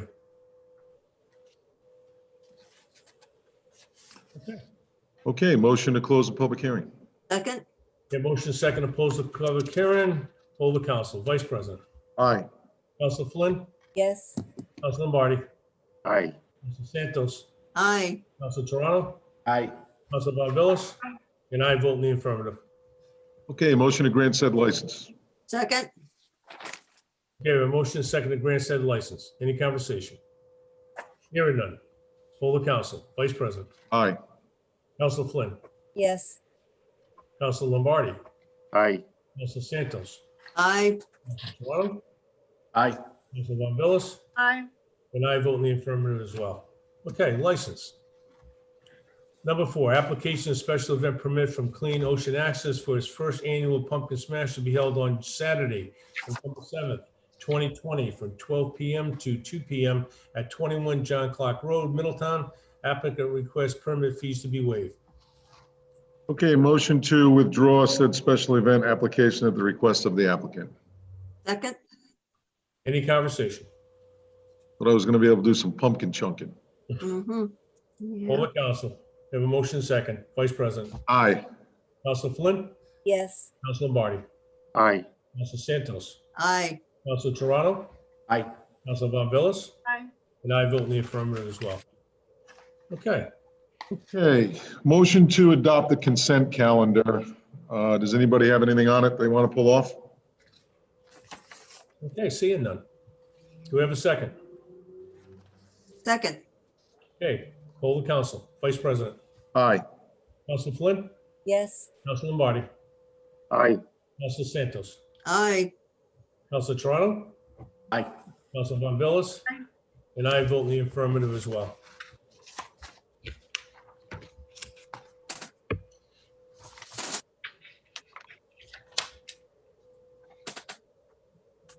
Okay, ordinances. Item number 16. Memorandum of the town engineer to town administrator, RE, Third Beach Road, stop signs at Mitchell's Lane and Wappin Road. Motion to receive said memorandum. Second. Here, a motion second to receive. Poll the council. Vice President. Aye. Council Flynn. Yes. Council Lombardi. Aye. Council Santos. Aye. Council Toronto. Aye. Council Von Villas. Aye. And I vote in the affirmative as well. Town Administrator. Mr. President, Mr. Hall is also on the call and has a short presentation. Essentially, one of the recommendations that came out of the Third Beach Road traffic calming study was to construct a three-way stop sign at the intersection of Mitchell's Lane and Third Beach Road. A number of you would remember we also had a resident approach the council a couple times looking at trying to implement a three-way stop sign at the intersection. He had actually been struck at the intersection as a younger person, as a teen who grew up in the area. But the team reviewed the intersection, and this is one of the recommendations that came forward to the town council and one that you adopted. Warren will review the details about it. But again, this is something we see as a great improvement to safety out in that area of Middletown. Warren, why don't you take it away? Great. Thank you, Sean. Mr. President, members of the council, for the record, Warren Hall, town engineer. This is, as Sean explained, a recommendation from the traffic calming study that Park Corporation performed on the Third Beach Road. The three roads, Mitchell's Lane, Wapping Road, and Third Beach Road, will be the area of the installation of the three stop signs. So presently, the intersection has a yield sign as you come up from Third Beach Road, and the other two lanes of traffic basically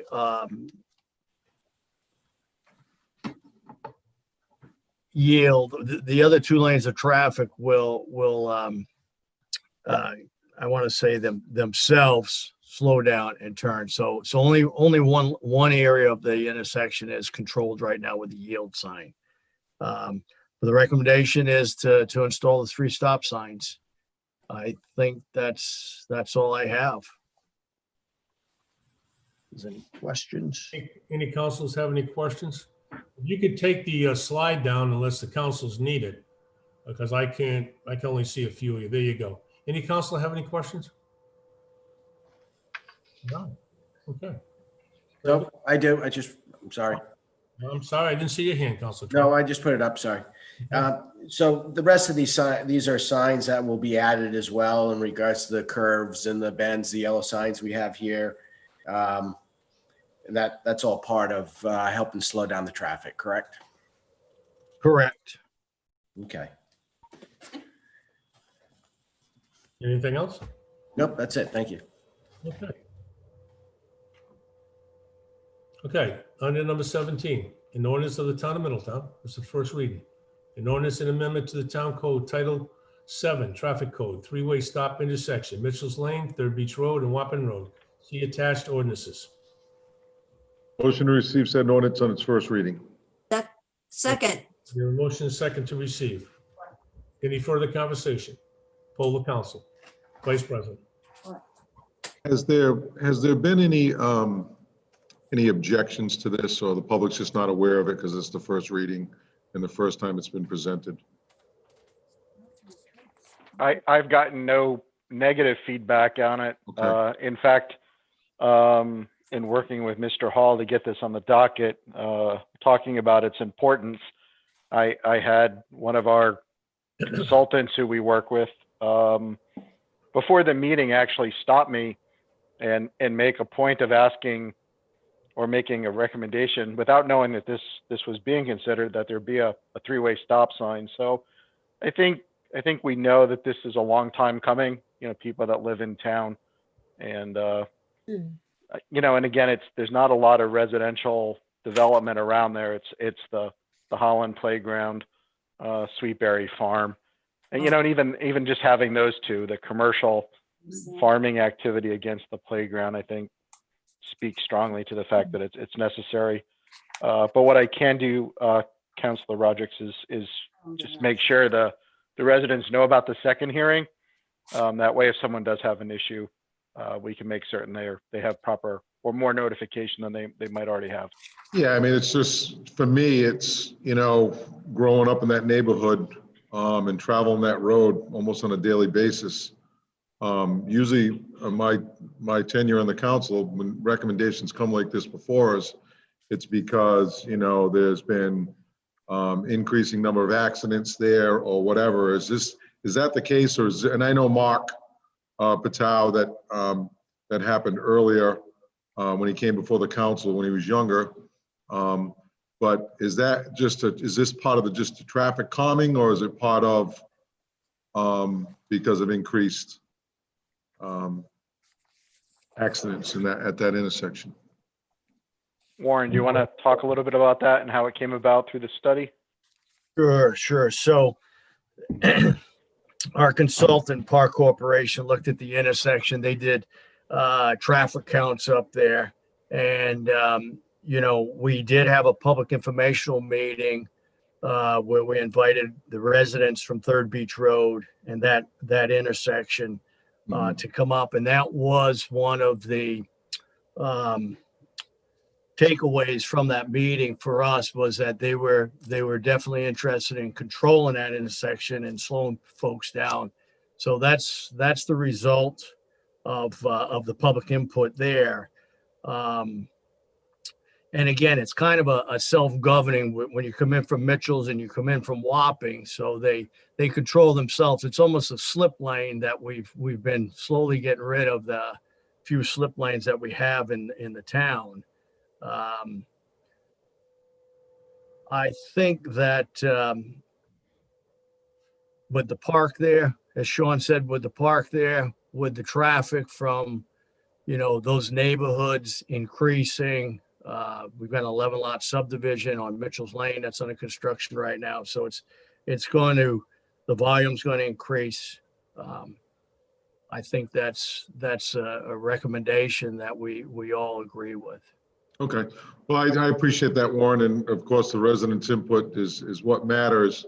But we all been conditioned over the years that stop signs do not slow down speeders. They actually increase.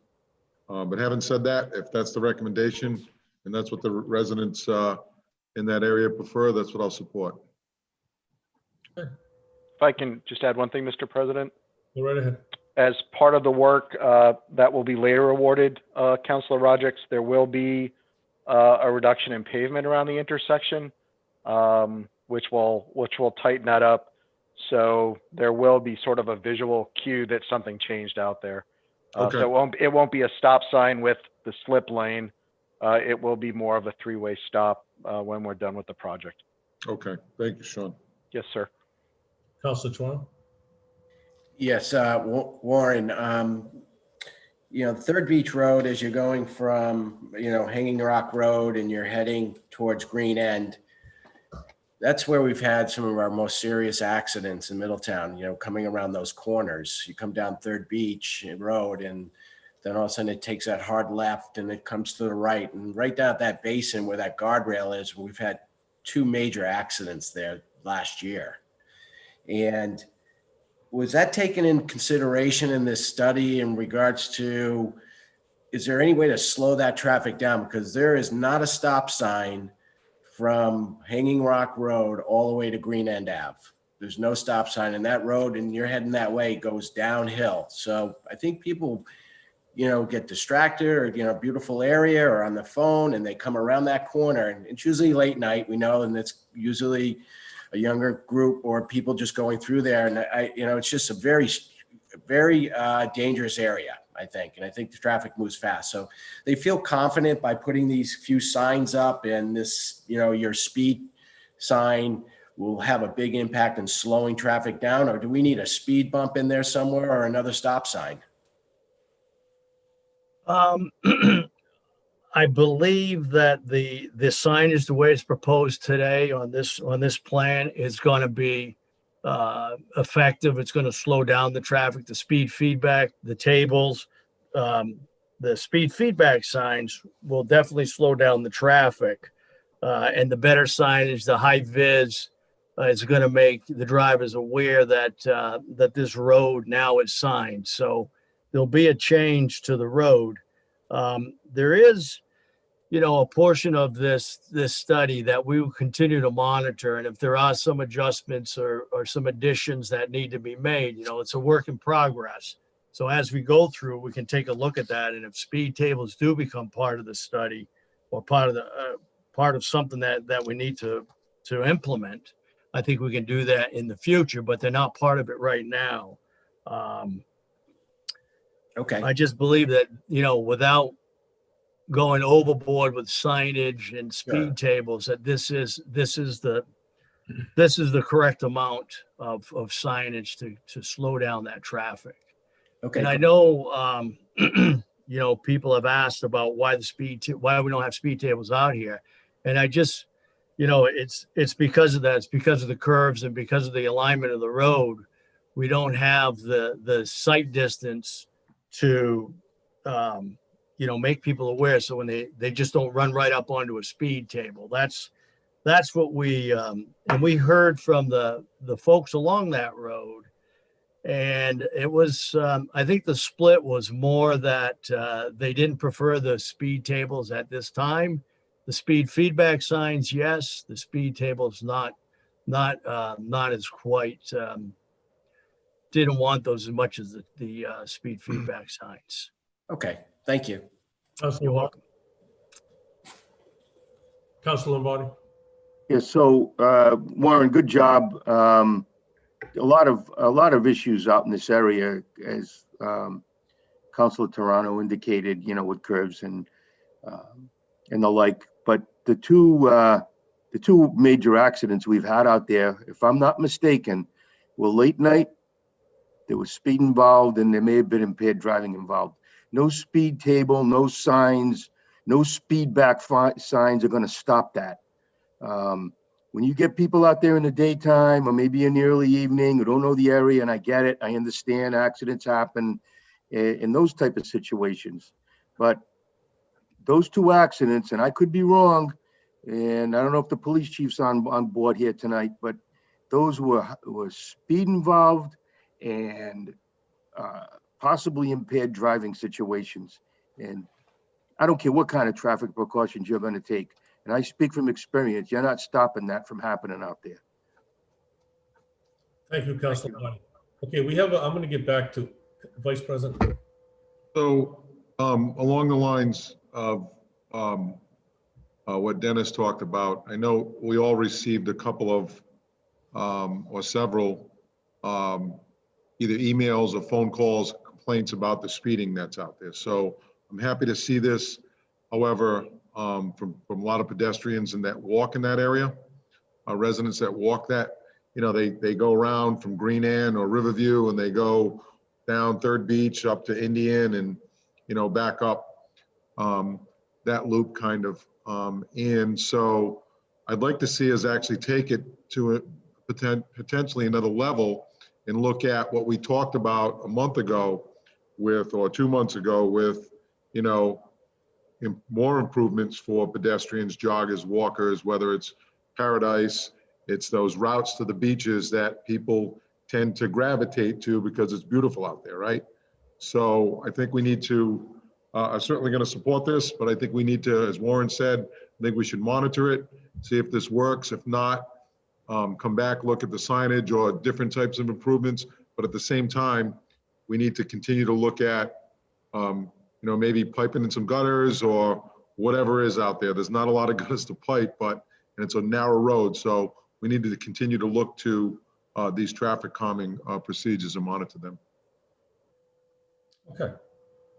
We have a motion, it's been seconded, to receive the said ordinance on its first reading. Poll in the council, the vice president already voted in the affirmative. Councilor Flynn, how do you vote? Yes. Councilor Lombardi? Aye. Councilor Santos? You're muted, Councilor Santos. I apologize. Madam? Yes. Councilor Toronto? Aye. Councilor Von Villas? And I vote in the affirmative. Okay, item number 18, memorandum of the town engineer to a town administrator, no through trucks. Motion to receive said memorandum. Second. Your motion second to receive. All the council. Vice President. Aye. Councilor Flynn? Yes. Councilor Lombardi? Aye. Councilor Santos? Aye. Councilor Toronto? Aye. Councilor Von Villas? Aye. I vote in the affirmative. Item number 19. Item number 18, town administrator, town engineer, you want to comment on no through trucks? Very quickly, again, this is the result of a traffic safety study that, as Warren Hall described prior, involved PAR engineering, involved the staff, as well as interaction with the neighborhood meetings. One of the recommendations that came out and was supported was submitted to the town council and approved by the town council was the limitation of commercial traffic on Turner Road. The ordinance is written very similar to what is on Forest Avenue. You know, it does allow commercial traffic related to activity on Turner Road itself. However, it would eliminate the pass through, the cut through commercial traffic that happens on that roadway. Warren, did you want to add anything else? No, I think that's it, Sean. Thank you. Okay, You got it. Mr. President, Councilor Santos. I have a note from a resident on Forest Avenue. I'd like to ask Mr. Brown, did the Airport State Commission notify you that they were doing repairs at the Forest Avenue Air Park? They did. They did. So they let the big trucks go through. They're allowed to go through And why is that, please? because they are doing repairs on the tarmac at the airport. Okay, And the ordinance allows that type of activity. They're not traveling through Forest Avenue to get to another part of town. They're actually working on Forest Avenue. now could they not have entered the airport through Oliphant Lane through those, through the gates? I don't know. All right, thank you. Item number 19, an ordinance of the town of Middletown, this is the first reading. An ordinance and amendment to the town code, Title 7, Traffic Code, Chapter 72, Parking Regulations prohibiting through commercial vehicles on Turner Road. See attached ordinance. Motion to receive said ordinance in its first reading. Second, Motion second to receive. And poll the council. Vice President. Aye. Councilor Flynn. Yes. Councilor Martin. Aye. Councilor Santos. aye. Councilor Toronto. Aye. Councilor Gonzalez. Aye. I vote in the affirmative as well. Okay, item number 20. We already disposed of the number 1, the table from October 5, 2020, regular meeting, FY 21 civic appropriations for the following. We already disposed of number 1. Item number 2, Middletown Little League. Item number 3, Middletown Youth Football and Cheerleading. And number 4, Middletown Soccer Club. Motion to begin FY 21 civic appropriation discussion. Second, A motion second to begin. Poll the council. Vice President. Aye. Council Flynn. Yes. Council Lombardi. Aye. Council Santos. Aye. Council Toronto. Aye. Council Von Velez. Aye. And I vote in the affirmative. Okay, again, the civic appropriation for the hockey boosters has been taken care of. So let's talk about the civic authorization for the Middletown Little League. Any conversation on the Middletown Little League? Yes. Vice President. So I had reached out to Mike Agron, who's the president of Middletown Little League. And, because they weren't present at the last meeting or the previous meeting before that, actually, to find out whether they were going to play or not going to play. I think a lot of these, that's why we're still dealing with some of these, because we weren't sure. They had no representation. So I did speak to Mike. They did start playing. He informed me they do need that appropriation because they do plan on playing in the spring as well. And I can hear him play from my house at the Little League field. Do we have a motion? Motion to authorize an FY21 civic appropriation to the Middletown Little League in the amount of $13,000. Okay, do we have a second? Second. Okay, Council Flynn, comment? A question to Councilor Rodrigues. Are they playing a full schedule? Do you know, did Mike indicate? They're playing right now, they're playing fall ball because it's the time to play fall ball. And they will be, they are planning on playing in the spring is what he informed me of. Okay, I was just wondering what the capacity or, compared to other years, if it's being shortened because of COVID or other situations. He did not bring that up. Okay. I heard the same thing. I heard baseball is going to be on. It's one of the few things that they can play outside, and it's something that can easily control. Safe distance practices are easily controlled outside. So. Okay, thank you. Motion's been seconded. Any further conversation in regards to the civic appropriation of the Middletown Little League? Okay, I'm going to poll the council. Vice President. Aye. Council Flynn. Yes. Council Lombardi. Aye. Council Santos. Aye. Council Toronto. Play ball. Aye. Council Von Velez. Aye. And I vote in the affirmative as well. Okay. The next one will be for youth football and cheerleading. Motion to authorize FY21 civic appropriation to Middletown youth football and cheerleading in the amount of $13,000. Second. Here's a motion second. Any conversation? Yes. Council Flynn. Councilor Rodrigues can go ahead. He may have updated information as well. So thank you, Terry. So the last time I did, when I was reading my docket a few weeks ago on this, I did contact Graham Seller, who is the contact person on the application. And I know that Graham said that they have decided to, the last conversation I had with them last week was they decided to cancel all football operations in the fall, and they were considering it in the spring, but they also decided to cancel the operations, potential operations moving into the spring. Asked the question, would you need any of that money to do anything? He said, not this year. Yeah, I had a similar conversation, and I gave him an open window. If you decide to do something, if something pops up, at any time you can come back and solicit support from the council. Councilor Flynn, you wanted to make a comment? No, that was the information that I had as well. Thank you, Mr. President. And I'm having trouble hearing you. I don't know if it's my system or Mr. President. You're very muffled. Anybody else? It might be the building here. Is there anybody else having the same? I have that problem with Paul too. Okay. Paul.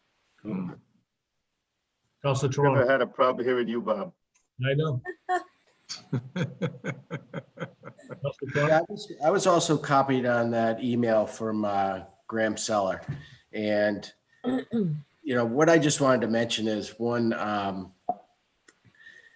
They had Tina, I don't have Tina's last name. I should know. Vars, Tina Vars. Yeah, Tina Vars. She was leading the charge out there for about 35 years. Yeah.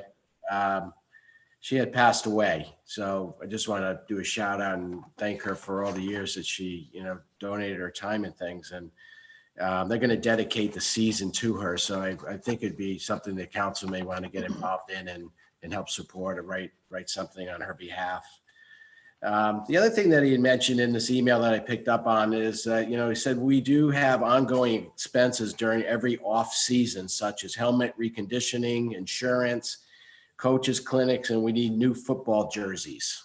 Okay. So sometimes, if they're not going to use this money towards the actual playing of the football, and if you ask him, he said, no, he doesn't need any help, then I'm not going to, I appreciate you guys asking that question. But in this email, he did mention that he has these expenses. And, I was going to make a motion that we do provide the money to them. And if they don't use it for what they normally use it for, but maybe they can use it to get this new equipment. So when they do get ready to play again, they've gotten this taken care of. So that's all I wanted to mention. That's a good point. Personally, myself, we gave them the option to come back to us at any time, to request, which is a matter of housekeeping on our end to do it. And I think I would prefer just wait until they come back to us with a defined request. That's just my feeling on it. Okay, thank you. All right.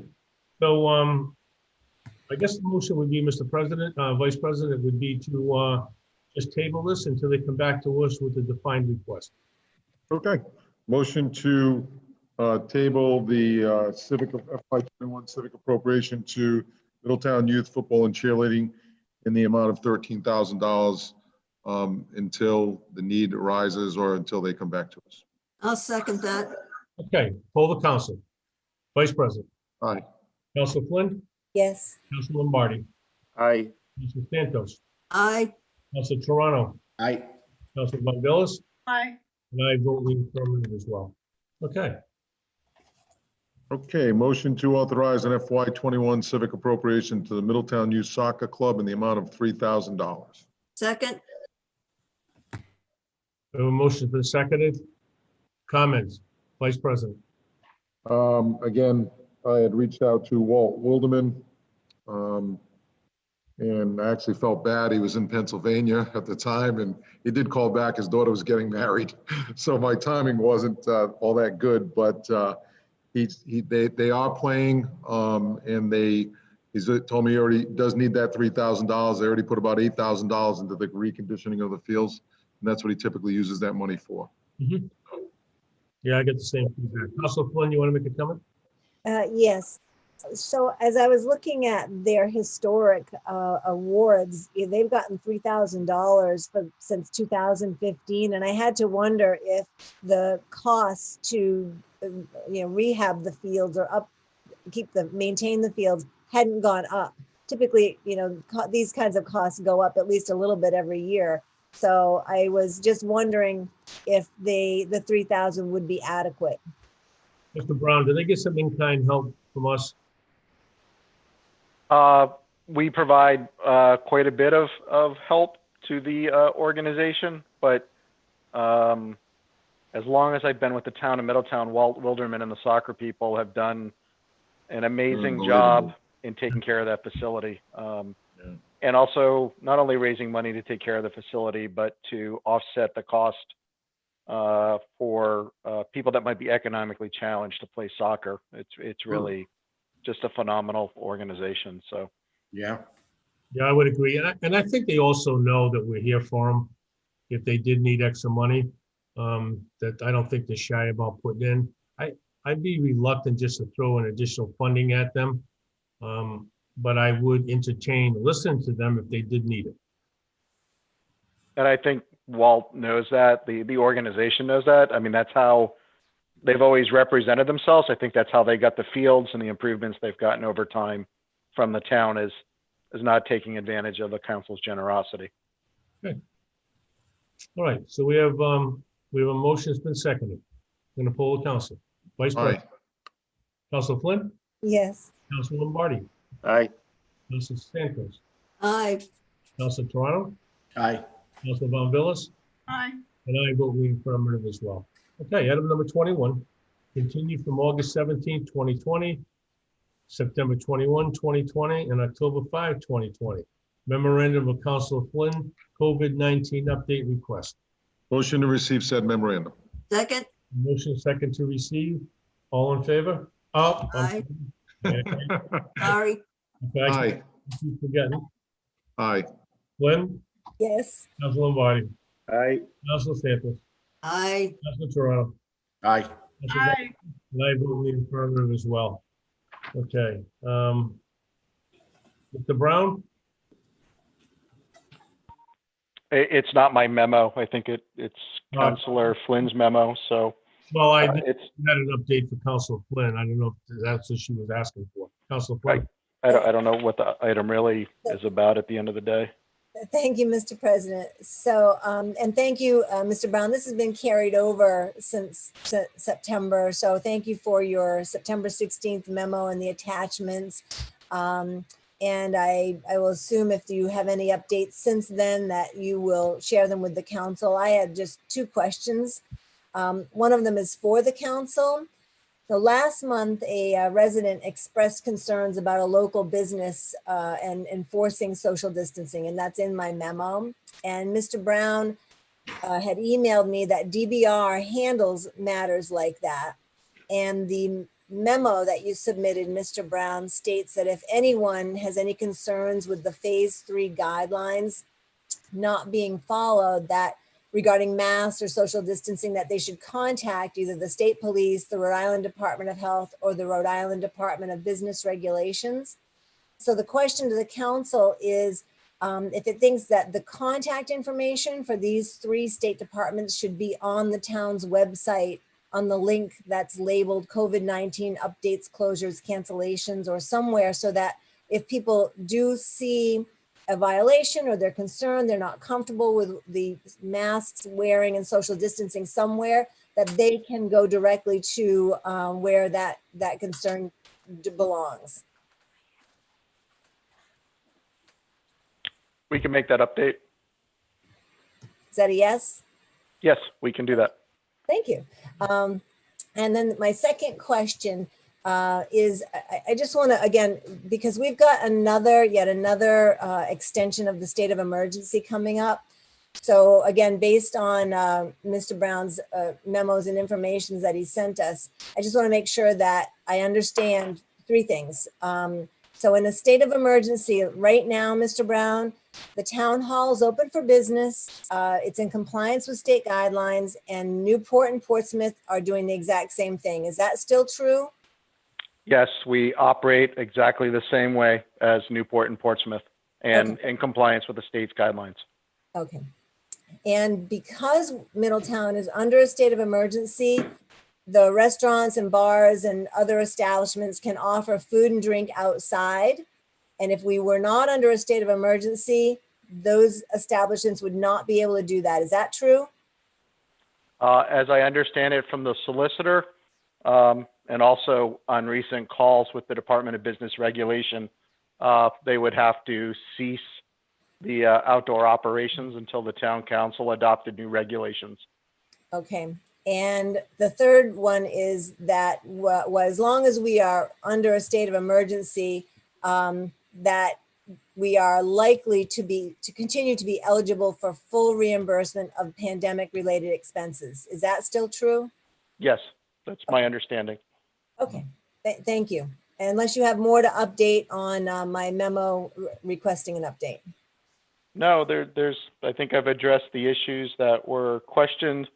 I would just encourage everybody in the community, wear a mask, keep your distance, gather in small groups, wash your hands. There's a lot of information on the town website about Halloween. But as the governor has been pointing out, it's the small social groups that are the issue right now. So we need to keep that in check. And we need to keep Middletown safe. We've done really well as a community. We've done really phenomenally. Our relatively healthy, compared to a lot of other communities. So we just can't let our guard down. We just need to keep doing what we're doing and watch out for one another. Follow the basic rules. Okay. I have a question. Councilor Trump. Yep. Sean, how many tests have we run in Middletown? How many people have been tested in Middletown, and what has the infection rate been? I will share that tomorrow. We'll have new numbers out tomorrow. So Yeah, and interested if it, from hospitalization to, just so we have an understanding of where Middletown is positioned. And I think we've done really well. I know there's a lot more testing going on. So I'm just curious, Middletown, how many people have been tested and what the percentage rate is. And I'd be kind of interested in on the island. I know it's been posted, but if you happen to have that handy, I'd appreciate it. I will get that to the council tomorrow. Thank you. Thank you. Vice President. So I think everybody knows how I feel on this. I understand that I think what we probably should do first and foremost is be safe. However, I do feel town hall should be open to the residents. It should be, I'm not saying open the doors, every single door. It should be a controlled open. I don't really care what Newport or Portsmouth does. I care what Middletown does, and that our residents have access to town hall. I've had a resident contact me because they were getting a divorce and needed a copy of their marriage certificate, and they were told to send a letter in. I've driven by town hall and I see a few people standing outside in a line. So if this continues, what are we going to do when the cold weather comes? This weekend's supposed to drop down. Are we going to have people standing outside in the cold? Or are we going to make some type of other arrangement, Sean? Nope. Our plan is to open town hall, the 3 counters on November 10th after the election, just for the reason that you pointed out, that we can't reasonably ask people to wait in the parking lot. What we have right now, though, is the election going on. We have had a couple thousand people come into town hall in the back to elect, but we've worked out a plan where we would have someone down on the first floor screening people coming in the handicap door. They would monitor where people are in the building. The 3 areas where you could go without an appointment would be the clerk's office, the building office, and the tax assessor collections office. And then as people need to wait their turn, they would use the town council chamber for that. But we really need the election to close so that we have that additional space. But Okay. right now, the plan would be the week after the election, that Monday, is to put a process in place where we let people in the building. Okay. So sorry, Rick. So just as far as it's obviously going to be on the next council, whoever that is, to really take a look at the ordinances, because if this, even with a vaccine, people are going to be reluctant to take the vaccine. I still see these safety precautions continuing on, and how the businesses, especially the hospitality industry, operates. So I think the next council should really take a look at, the business ordinance. Are we going to continue under a state of emergency for another year? I don't know. Only the governor can answer that. However, we shouldn't be held hostage by the decision that, under that state of emergency, that because of we can't allow business to go outside because we want to open our town hall. That, to me, that's not right. So I think we need, probably our next council needs to look at that. And the last point, to one of the questions Councilor Flynn brought up was, I hope we do see that funding. I don't believe we will, my own personal opinion. I think it's probably going to be used to close some of the gaps in the budget, from what I understand. But I hope we do see that funding. That's just my opinion. Okay. Thank you. Council Lombardi. Sean, to Councilor Toronto's question regarding Middletown residents who've been tested, is that data that you'll get from the Department of Health? Correct. They actually have a portal that's on their website that has the community-specific data. So I will just share that link with you in the morning when the data is updated, or print the, send you a PDF with the sheets. The reason I asked that question is I was tested, but I was sent off the island to be tested. So I want to make sure that we're not getting data from people who were just tested from facilities here on the island, say at Newport Hospital or the testing site at CCRI, that there are Middletown residents being tested off the island. So I want to make sure that we're getting accurate data. So they're basing that off your zip code that you give the testing center. It wouldn't. Perfect. Thank you very much. Yep. Council Toronto. Yes, thank you. Paul brought up a good point there, because I had conversations with Peter, because the governor did authorize, and I thought it was a statewide statement of regards to restaurants being able to serve food outside, and providing equipment for these restaurants and things that they have purchased or things they're going to need to purchase going forward. And when talking with our Peter, our solicitor, we as a town can pass. I mean, if we got together and said, and Paul said, maybe we need to look at our ordinance. So if something like this happens again, or we feel that the restaurants need to have outdoor seating, that it can be decided on, and it doesn't go against all the ordinances and all the different rules and all the I's that need to be dotted and T's to be crossed. So I would agree with that maybe we should put something in place so that the council can move quickly on these things. And we're in a situation that we've never been in before. And honestly, I'm like, if Middletown decides to put their people outdoors and let them do their restaurants outside because of an emergency like this, isn't it the fact that we would have to enforce the penalties, to hold it against these people if we just said, hey, go for it because you need it? And we're getting tied up in these ordinances. We're locking down the community, making a lot of decisions based on what the state's doing.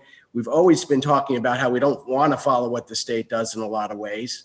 So I'm just kind of torn in between how we're using this as in some ways, and that, I believe we do need to open up more. I got to get our kids back into school. We have to get businesses going. We got to get people back to work. That's just how I feel. I think there's some side effects that's happening to our economy, and that we as a Middletown, we should, kind of hopefully try to lead the way out of this. So we got to be safe. Don't get me wrong. That's why I'm asking. We're probably in the lowest percentile in the state in Middletown, as well as probably nationwide. So I just want to, it's my opinion. I'd like to see town hall open as well. I've had people come to me saying they can't get into town hall. I can't get things done. It's not easy to get online and get the information we need. So I think we need to open up a little bit more at the town hall as well. So thanks. Okay, thank you. Council Santos. Mr. President, Mr. Brown, the offices that you mentioned that will be opening after November the 10th, are they going to be required to have people sign in and sign out and a telephone number as the restaurants do? And how about Correct. the other offices that are not going to be open and people want to go and they go upstairs without being monitored? So there would be a person located down near the handicap door. Is that the only would- door that's going to be open? Correct. We need a All right. single point where we can control access to the building. Thank you. So it makes sense for it to be the handicap door. We would, when the person comes in, we would screen them with the questions that are, standard at the time to ask people. We would record their information coming into the building, and we've gone through the building. So the places that we can't have the public visit, we can have one person located at the desk in front of the clerk's office, one person located up in the building office, one person in the collections office. So if a second person comes in, we would use the council chamber to queue the people up so they can wait their turn to basically go and do whatever transaction they want to do in town hall. For the remainder of the offices, we'd have to remain under an appointment system, just because we still need to organize who's in the building, and in this case, who's in the offices, and look at how many people are in those offices based on the size, as well as the need to put on mask and other PPE, just based on the guidance from the Department of Health. Thank you very much for the information. Council Flynn? So, Mr. Brown, will you be locking the bathrooms like a lot of the restaurants did also this year? To the public? There would have to be a public bathroom. That's one of the details we need to work out, and that would be a requirement to be worked out in our operating plan that we'd have to have on file. Okay. Any other conversation? All right, item number 22, memorandum of the town administrator. Resolution, legislation to add police new hires to defined contribution pension plan. Motion to receive said memorandum. Second, A motion second to receive. Poll the council. Aye. Council Flynn? Yes. Council Lombardi? Aye. Council aye. Council Toronto? Aye. Council Von Villas? Aye. And I vote in the affirmative. All right, item number 23, resolution of the council, legislation to add police new hires to the defined contribution pension plan. Would any council like the explanation on that? Or are they all set? Okay. Motion to pass said resolution. Second, Okay, we have a motion second to pass. Poll the council. Vice President. Aye. Council Flynn. Yes. Council Lombardi. Aye. aye. Council Toronto. Aye. Council Von Villas. And I vote in the affirmative. Memorandum of Chief Cure, recommendation / uniform 20-mile-per-hour speed limit, Upper Easton's Point. Motion to receive said memorandum. Second, Motion second to receive. Vice President, Aye. Council Flynn, Yes. Council Lombardi, Aye. aye. Santos, Council Toronto, Aye. and I vote in the affirmative. Okay. Vice President, Okay, motion to direct the town solicitor to prepare an ordinance for uniform 20-mile-per-hour speed limit, Upper Easton's Point, including the roads outlined in the memorandum of Chief Hewer. Second, okay, motion second. Conversation. yes, please. Council Santos. I am very happy. Thank you, Mr. President. I'm very happy that the speed is being reduced, but that is not going to solve the problem. Morrison Avenue is 15. If anybody on this council thinks that people go 15 through that street when they're cutting through from Aquidneck, Morrison to Green End to Turner's Road, now the chief has gotten many letters from residents on Turner's Road of the speeding. The sign by Jugendamt isn't worth beans.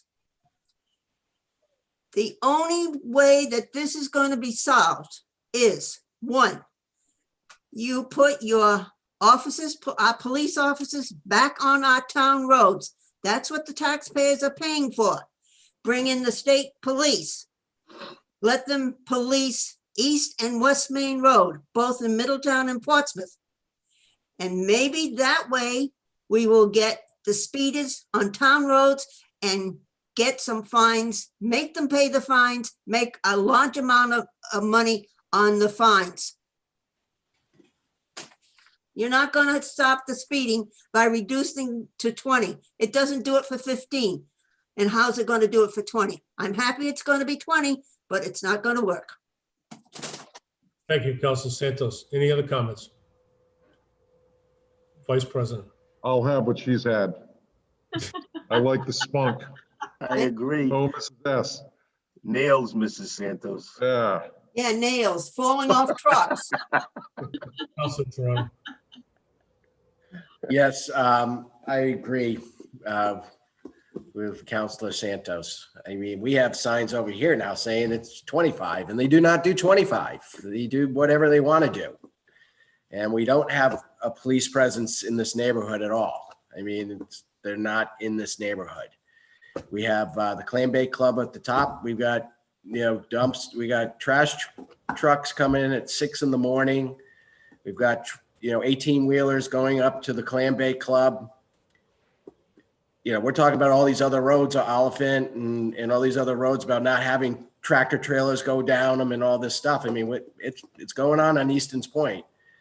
And putting these stops, going to 20 is not going to stop these people from speeding. They're speeding at 25 and you could make it, less, and it's not going to happen. So I think we've got to really kind of, if we move this, we've got to put some enforcement in the area to pass out some tickets. Mr. President, may I add something else? Go right ahead, Council Santos. Friday and Saturday nights are the worst nights, along with the people going to and from work. But Friday and Saturday nights, when the bars close in Newport, it starts at 11:15 on Friday nights. It starts with the motorcycles. Then at 11:45, it's the cars. Saturday night, it's the same thing. One night, on a Saturday night, someone was coming from the bar or wherever they were coming from, got onto Aquidneck Avenue, onto Morrison, did not know that Morrison has a curb. Anyone can take a ride and go see the skid marks. It's a one that they didn't land in the gutter, and they should have landed in the gutter and stayed there. Mr. Rodrick, don't say a word. Speechless. And that's not often, as you know. I know. We have a motion that's been seconded. I'm going to pull the council. Vice President. Aye. Council Flynn. Yes. Council Lombardi. Aye. Council Santos. Definitely aye. Council Toronto. Aye. Council Von Villa. And I vote in the affirmative as well. Okay.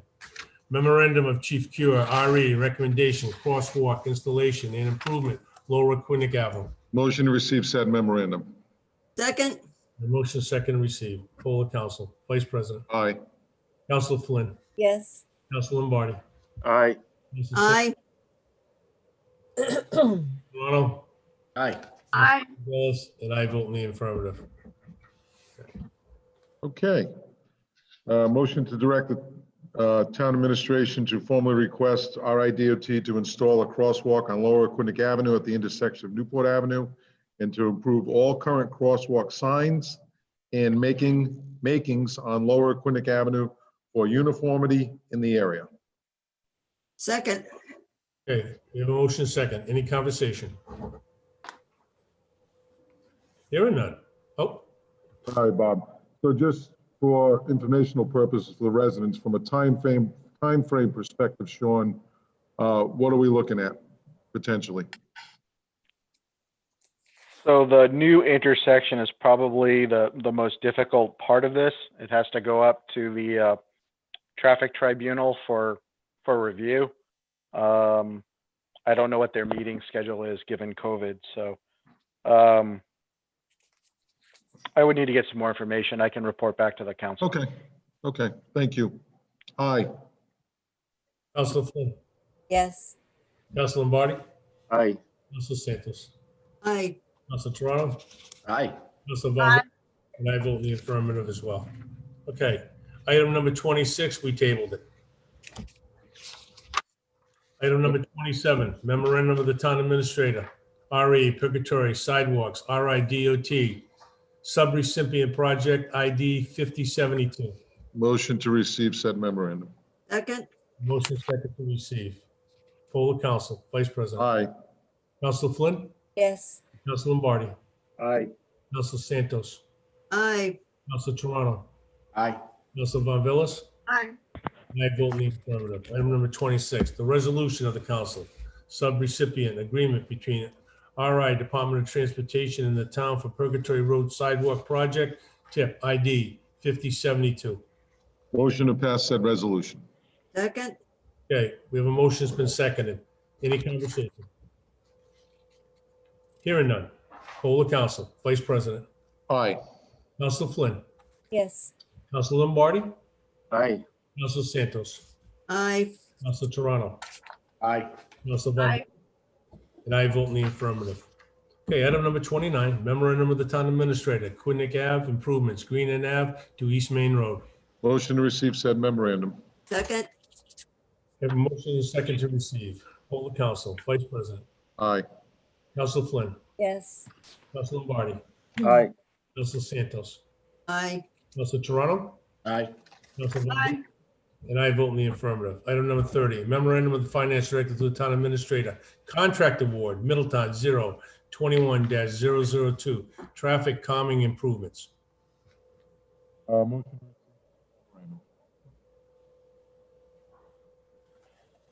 Oh, I can't hear you, Paul. can't hear Said you. motion to receive said memorandum. Second, Here, motion second. Any conversation? yes, please. Council Santos. What is calming improvements? Traffic calming, like when they speed on Morrison Avenue, how you would calm it down so they didn't speed? With nails? I'll put nails out there. It'll calm them Nails. down. That's it. Nails. Don't get me started. Vice President. So I'm gonna make the same speech pretty much that we talked earlier about Third Beach Road, traffic calming improvements. You know, these on Paradise Avenue, those roads going to the beach, I think there's a real opportunity for us there to make those improvements with gutters, drainage, and making it safer at least. I mean, right now, I don't see any sidewalks there or in the near future, but we could at least give people the opportunity to get off the road and onto the grass where the gutters are now, but they're not piped in. Some of those gutters are, you know, 3, 4, 5 feet deep in some areas there. So I think we really need to push forward with this. Mr. President, Go ahead. the other road that you are forgetting, Councilor Rodrick, is Berkeley Avenue. They come down East Main, Turners, and they go Berkeley Avenue to go to the beach. And there's an area down by Berkeley Avenue by Whitehall. There are gutters. Are you anticipating that those be filled in too? I'm certainly anticipating we fill as many in as we can, even if we have to phase it in from a budgetary standpoint. But I think it's important that we get started on it. Thank you. Town Administrator. Just the town engineer is working on what we're developing, which is essentially a culvert safety index. He is going through the areas of town where these culverts exist. He's basically rating them, and to the point that Councilor Rodrick is making, we're trying to keep a list of all of them, prioritize them so that over time we can eliminate the safety issue that exists really throughout the community, but we're trying to get to the worst ones first. Okay. Any other council like to make any comments? Okay, we have a motion. Yes, Mr. President, just real quick. Councilor Toronto? In regards to Newport Water Department, I apologize. This project is sort of still waiting on some work for those from Newport Water. Town Administrator, you want to comment on that? I'm not aware of any Newport No. water work. I'm sorry, this is the Green End Avenue. That's number 29 that he was I'm talking. sorry. Yeah, I was just reading through that. Sorry, I just picked up on that. okay, I'll take it offline. no problem. Okay, we have a motion that's been seconded. Item number 30. Vice President. Aye. Council Flynn. Yes. Council Lombardi. Aye. Council Santos. Aye. Council Toronto. Council Von Villas. Aye. And I vote in the affirmative as well. Okay, item number 31. It's a resolution of the council. Contract award Middletown 021-002 traffic calming improvements. Motion to pass said resolution. Second, Motion second to pass. Any further conversation? Hearing none. Aye. Vice President says aye. Council Flynn. Yes. Council Lombardi. Aye. Council Santos. aye. Council Toronto. Aye. And I vote in the affirmative. Item number 32, communication of the town clerk and accounts payable clerk. Request town council to match employee donations for adopting a family. Motion to receive said memorandum and to authorize $600 from the council president's discretionary fund. Second, Okay, the motion's been seconded. Poll the council. Aye. Council Flynn, Yes. Council Lombardi, Aye. Council Santos, aye. Council Toronto, Aye. Council Wallace, and I vote in the affirmative. Item number 33, memorandum of the finance director to the town administrator, FY 2020 school budget adjustments as of June 30th, 2020. Motion to receive said memorandum. Second, A motion and a second to receive. Poll the council. Aye. Council Flynn, Yes. Council Lombardi, Aye. Council Santos, aye. Council Toronto, Aye. Council Aye. and I vote in the affirmative. Item number 34, resolution of the council, RE FY 2020 school budget adjustments as of June 30th, 2020. Motion to pass said resolution. Second, We have a motion second to pass. Any conversation? Hearing none. Poll the council. Council Toronto. Council Toronto? Is someone going to review this with us? Just kind of give us the highlights? They certainly can. I believe our finance director, Mark Tangway, is on the line. Mark? Yes, good evening, Mr. President, members of the council. I do have a slide that if the IT person can put it on. So the brief summary and everything else is attached in the memo. The overall decrease to the school's budget is $171,000. This is primarily due to the decrease in capital projects in the state aid. There's also increases in the grants. The school department's total budget after these adjustments is $42,568,000 for a total town and school budget for fiscal year 20 of $73,863,000.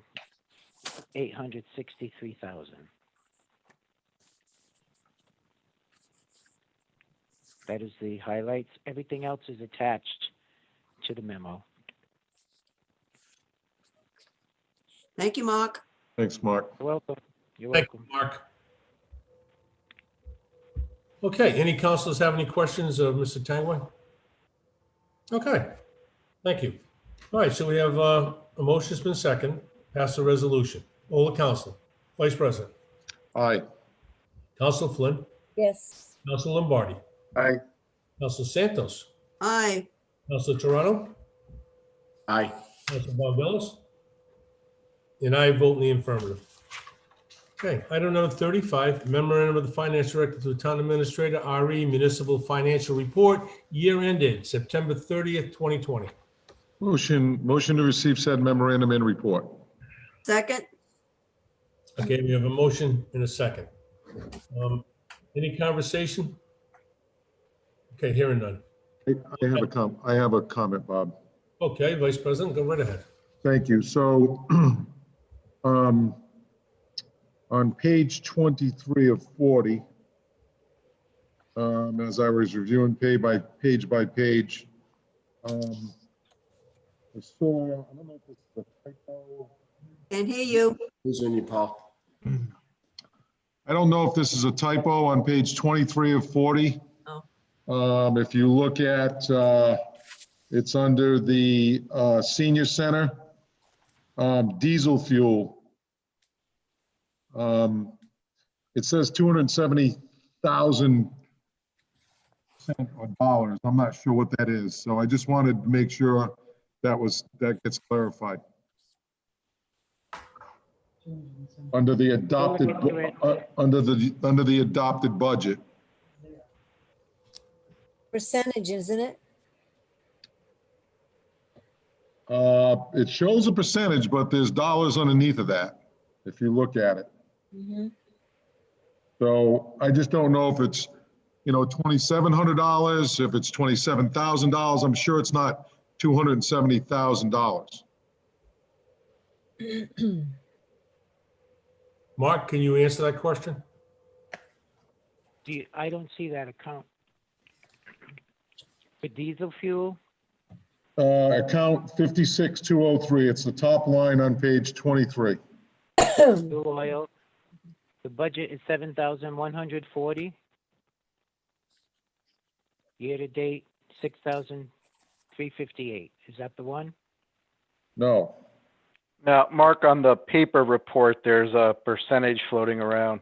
It looks like an error. Yeah, that's all I wanted to bring to light was that, make sure it gets corrected. Yep, I'll look into it. Okay. Thank you. You're welcome. Council Flynn. Is Mr. Tangway prepared to give highlights so the people who are watching, as in the last agenda item, get the highlights because they may not have them? You want him to give highlights of the whole? Well, he has a cover memo. I don't know if that bears summarizing. Well, can't they go on the web? Not On the everybody town's can, but website? they can. All right, so they can do it. Mark's prepared to provide a quick overview mean- if the council desires to do that. Yeah, typically he does that. Yeah, Mark, Yeah. go ahead. He does it. I certainly can do an overview, a quick summary. I do have a slide prepared. Thank you. We knew you were prepared. You're always prepared. Thanks.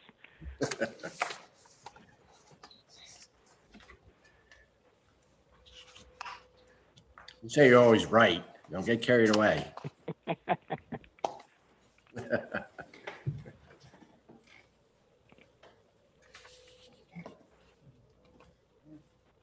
Thank you. So for the general fund, the revenues exceeded the expenditures by $770,000, and that was attributed to the spending freeze that's in place, and we had good tax collections.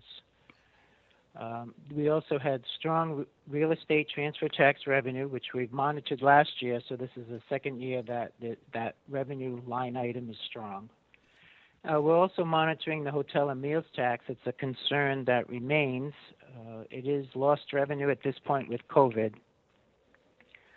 For the Parks and Recreation Fund, the expenses exceeded the revenues by $463,000. This is primarily due to the timing of when the revenues are received in the beach fund, which is May and June, which were the majority was recorded in the last season. For the sewer fund, the expenses exceeded the revenues by $1.2 million, and this is attributed to the timing of when we receive revenue and when we fund the debt service payments, because the debt service payments are made in the first quarter. And we also had strong collections in the sewer fund. In the refuse and recycling fund, the expenses exceeded the revenues by $33,000, and this is due to the timing of when we received the information on the bag sales, which was about $30,000 that was not recorded in September, so it almost broke even. The revenues do get recorded mostly in October because the permits start in November. Thank you. Thank you, Mark. Any councilors have any questions of Mark's presentation? I can't see everybody. If you could drop that slide out of there. Vice President. So, Mark, I don't know if you have this answer right now, but, I think we're all concerned about the hotels and meals tax revenues because of COVID. So do we have any dollars with those or just percentages at this time is the first question. And the second question is, I'm happy to see that due to the tax, the spending freeze and the strong collections as a positive of $770,000. Will that $770,000 cover the loss of the meals and beverage? We are tracking to budget at this time. When we did prepare the budget, we took into account revenues that we would not gain. So the budget is still okay because we are tracking to that. Okay. But we do monitor it because, like you said, it is a lost revenue. But we were proactive budgeting the expectation that it would be lower than the prior year due to these times. Mm-hmm. Okay. Thank you, Mark. You're welcome. Yeah, Mark, just a quick note from my perspective. I was pleasantly surprised to see how we're tracking with the revenue coming in, considering this pandemic period that we're going through, with the loss of jobs and people being out of work and the reduction in opportunities for private businesses. They're not succeeding like they have been historically. So Exactly. The residents certainly have stepped up and they're being very responsible. yeah, I was very pleasantly surprised to see the revenue that's coming in. Councilor Toronto, you want to say something? Yeah, thank you. You know, our budget this year obviously has been hit pretty hard from a revenue standpoint and an expense standpoint from the town and the school. And I know we've allocated money out of a few accounts. Our rainy day fund, we took some money out this year to balance the budget. We had other expenses that we cut, or other revenues that we were able to take out of other funds so we didn't tax the taxpayers or increase the levy on the taxpayers.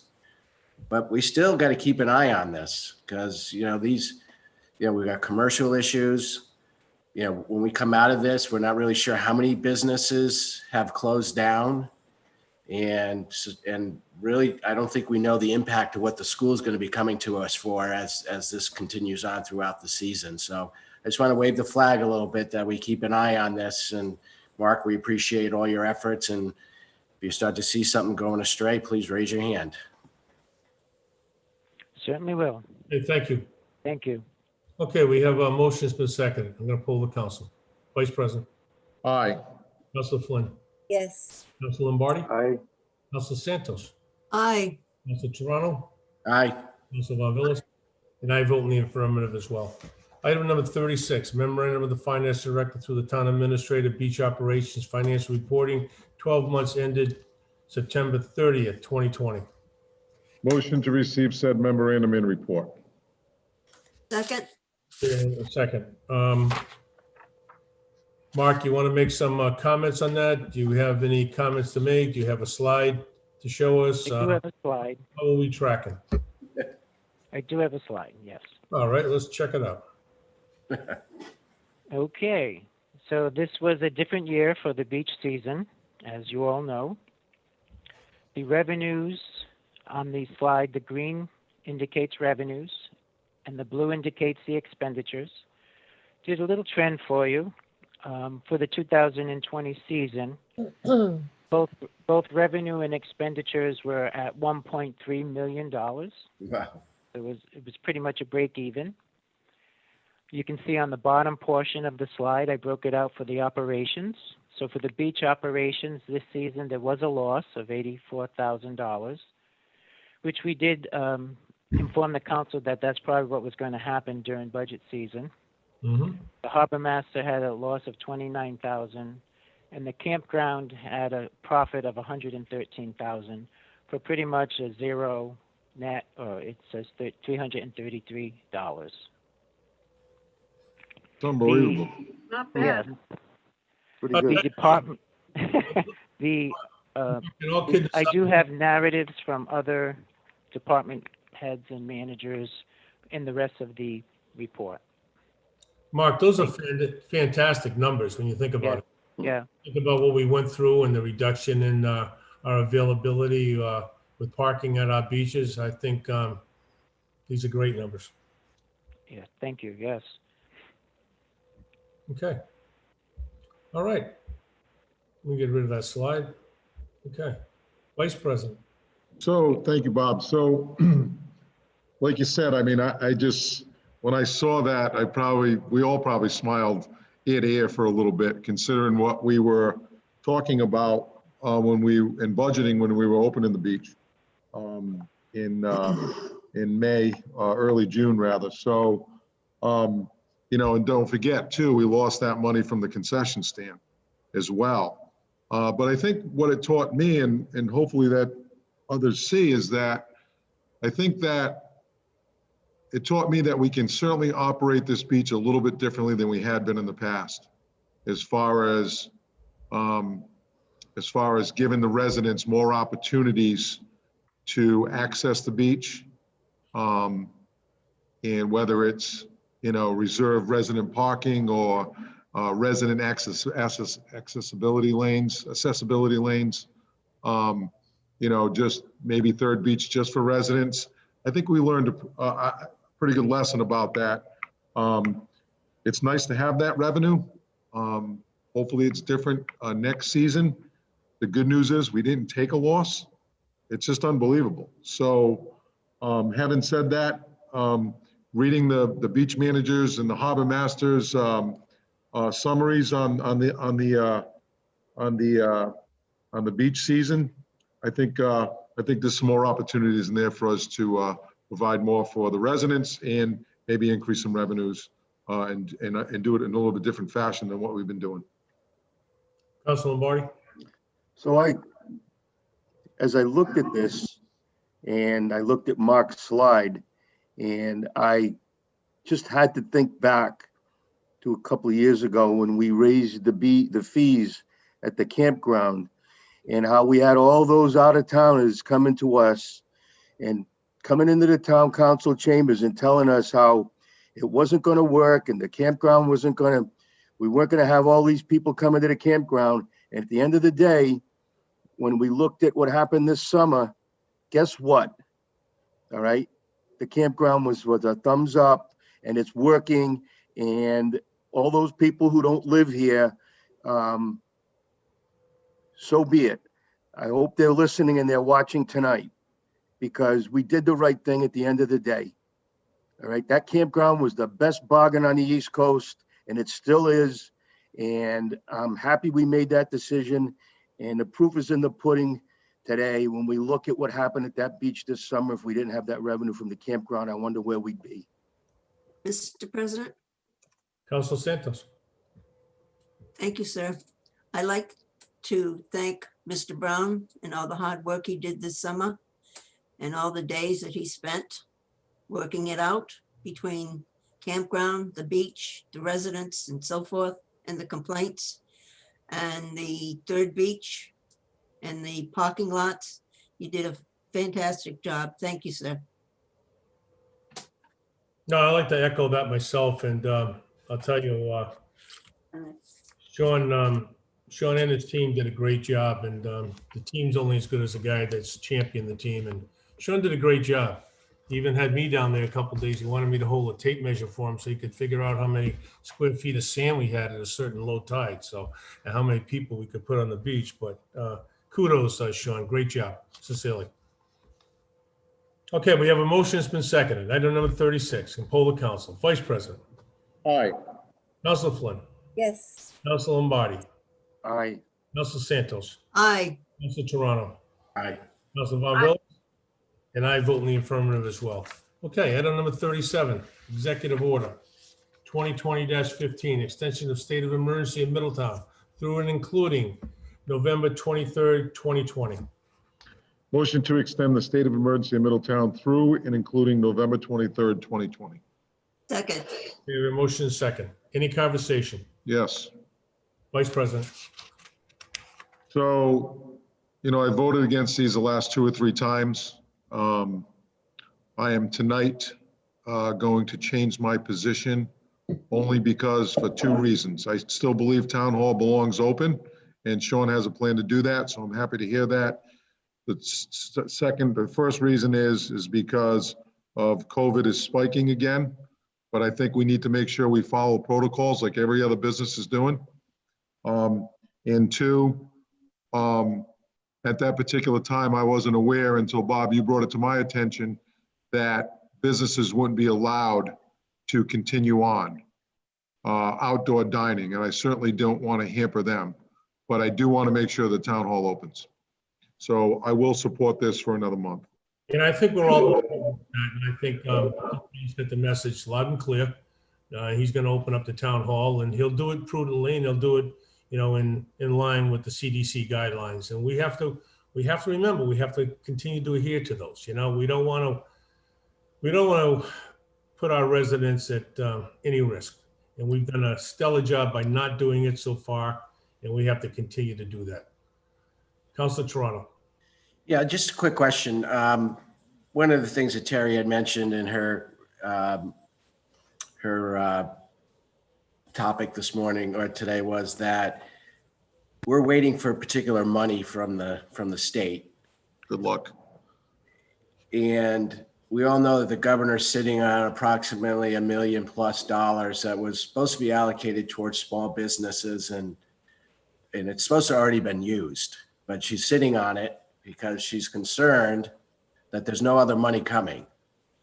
Now, is she waiting for the money that's supposedly another relief package that the Senate and the House are having a hard time passing? Is that what she's waiting for in hopes of getting that money? And if she does, then she's going to release money to the town. And if she doesn't get that second stimulus package, she's just going to hold on to the money and we're not going to get anything, even though we've been in shutdown for over, for many months. Is that what's happening right now?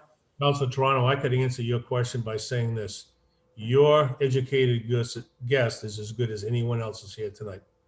We don't know what she's going to do. We don't know what she's waiting for. We don't know if she's going to get any additional funding for the local cities and towns to help them with the pandemic issue. I can tell you one thing, that there's a lot of town administrators and mayors throughout the state that ask that same question every day. Yeah. And I think, we could be working on actually fixing our, the outdoor dining in our ordinances. We could start working on that now and getting it done. Because we could be, if she keeps continuing this, we could be in this situation for a real long time. I think the issues, right now that we have is that the numbers aren't reflective to discontinuing it. They're spiking. And I think we just got to continue to monitor it and do what we believe in our heart of hearts is right. Okay, we have a motion that's been seconded. Poll the council. Vice President. Aye. Councilor Flynn. Yes. Councilor Lombardi. Aye. Councilor Santos. Aye. Councilor Toronto. No. Councilor Von Villis. And I vote in the affirmative. Okay. Boards and committees, item number 38. Continue from October 5, 2020 regular meeting, appointment of one member to the Aquidneck Island Planning Commission, term expiring July 2023. Mr. President, I make a motion to appoint Kathleen M. Redgate Second. Okay. to the Aquidneck Island Planning Commission for a term expiring September 2023. Okay, we have a motion second. We have any further nominations? Councilor Flynn. No, I was just wondering, we got 2 applications. The council received 2 applications. I was wondering why Council Rodrick chose Ms. Redgate. Well, you could pose that question to Councilor Vice President Rodrick. I grew up with Kathy, and she is extremely bright. Not that Stephen isn't. I don't know Stephen at all, so that's why I'm going with Kathy Redgate. I think there's a lot of Middletown history, and I think that she would make a great addition to that team. Mr. President? Councilor Lombardi.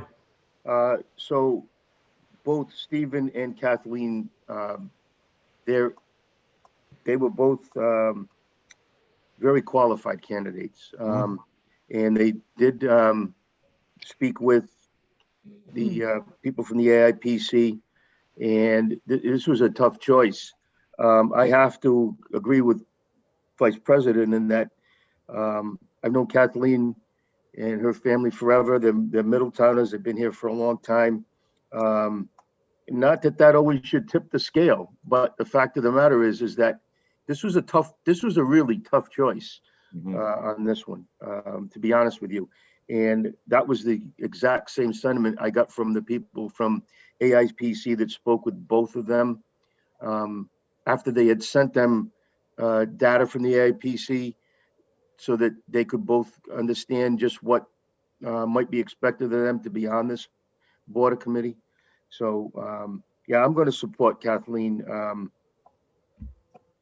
If for no other reason, and again, I don't want always this to be the tip of the scale on these things, but she's a local Middletown Islander and been around for a long time, and I know the family, and I think she'll serve the town well in this position. So. Any further conversation? Okay, hearing none. And poll the council. Vice President. Aye. Council Flynn. Yes. Council Lombardi. Aye. Council Santos. Aye. Council Toronto. I do support the nomination. She's definitely a strong candidate, so aye. Council Von Villas, and I also support it. Before the Vice President gets into the last and final motion, I'd like to make a motion that we, since we cleaned up our docket, we're caught right up, our housekeeping is all done. I'd like to make a motion that we forego the November 2nd meeting. And I ask this of you out of consideration and respect for our clerks and the canvassing people. Our clerks that Monday, the 2nd, the day of our meeting, they have to go into our schools late in the afternoon and prepare them for voting the next day. And speaking with our clerks, I don't know how long they're going to be there. They don't know how long they're going to be there. And I think it'd be extremely difficult and almost an impossibility for them to try to be in two places at the same time. And they'd have to, which would create additional work for them to try to adhere to a council meeting that we really, I don't see a need for, and getting their job done. And on top of that, they reconvene at 5:30 on election day morning with the canvassing people. So I think in all fairness to them, I want to respectfully make this motion to you that we forego that meeting on November 2nd. I second that. Okay, any conversation? Mr. President, Council Lombardi. if you'd indulge me, because I'm going to anticipate that this is going to be our last meeting. I'm certainly going to support this motion. I want to take this opportunity to thank all of you. I want to thank Sean, probably the best town administrator in the state of Rhode Island, as far as I'm concerned. Always been supportive of all of us. Our town staff, we've got some of the best department heads in the state, no two ways about it. And I'm obviously very prejudiced, but I can tell you that they're always very responsive. Peter Regan, thank you for being the referee. We should get you a striped shirt for some of the things you've got to deal with, considering the cast of characters you got to deal with. And to my colleagues, agree, disagree, the personalities aside, you don't do this without caring for the town of Middletown. The time you put in, the sacrifices you make, I think for the public sometimes go unnoticed, but we all know. So with that, I want to just say the past 6 years have been great. I will do it again, maybe. I feel like a weight's been lifted off my shoulders at this point. I need a breather. But the fact of the matter is that I want to thank you all very much for what you all do for the town of Middletown. I know your intentions are all the best. So thank you all very much to my colleagues and to the town staff. Vice President. Thank you, Rick. Yeah, I just wanted to I was going to make a brief comment and say thank all of you. Whether we agree or respectfully disagree, I think we moved the town forward. And I just want to say, for those of you that are running, I wish you the best of luck next Tuesday. Okay, any further comments? Okay, we have a motion. It's been seconded to forego the November 2nd meeting. Mr. President, I would like to make a comment. Go ahead. I just would like to hope that town council chambers, whether in the building or on Zoom, see all of the candidates' faces, incumbent and otherwise, to help Middletown be the best it can be. Okay. All right, we have a motion. It's been seconded to forego the November 2nd meeting. Poll the council. Vice President. Aye. Council Flynn. Yes. Council Lombardi. Aye. Mrs. Santos. Yes. Council Toronto. Aye. Council Von Villas. And I also vote in the affirmative. So before the And here's to everybody. Good luck, best wishes, Merry Christmas, Happy Thanksgiving, the whole 9 yards. Nice working with you guys. God bless, Mrs. Santos. There's no speed down Morrison Avenue. Okay, I just want to say thank you to everybody. We've gotten a lot of accomplished over the years, and councilors going forward will accomplish a lot.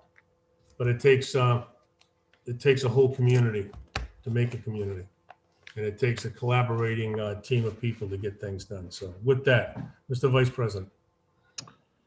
Motion to adjourn. Second, Your motion is second to adjourn. Poll of council, Vice President. Aye. Council Flynn, Yes. Council Lombardi, Aye. Council Santos, aye. Council Toronto, Aye. Mrs. Von Villa, and I vote in the affirmative. Okay, thank you, everybody. Good night. Good night. Good night, everyone.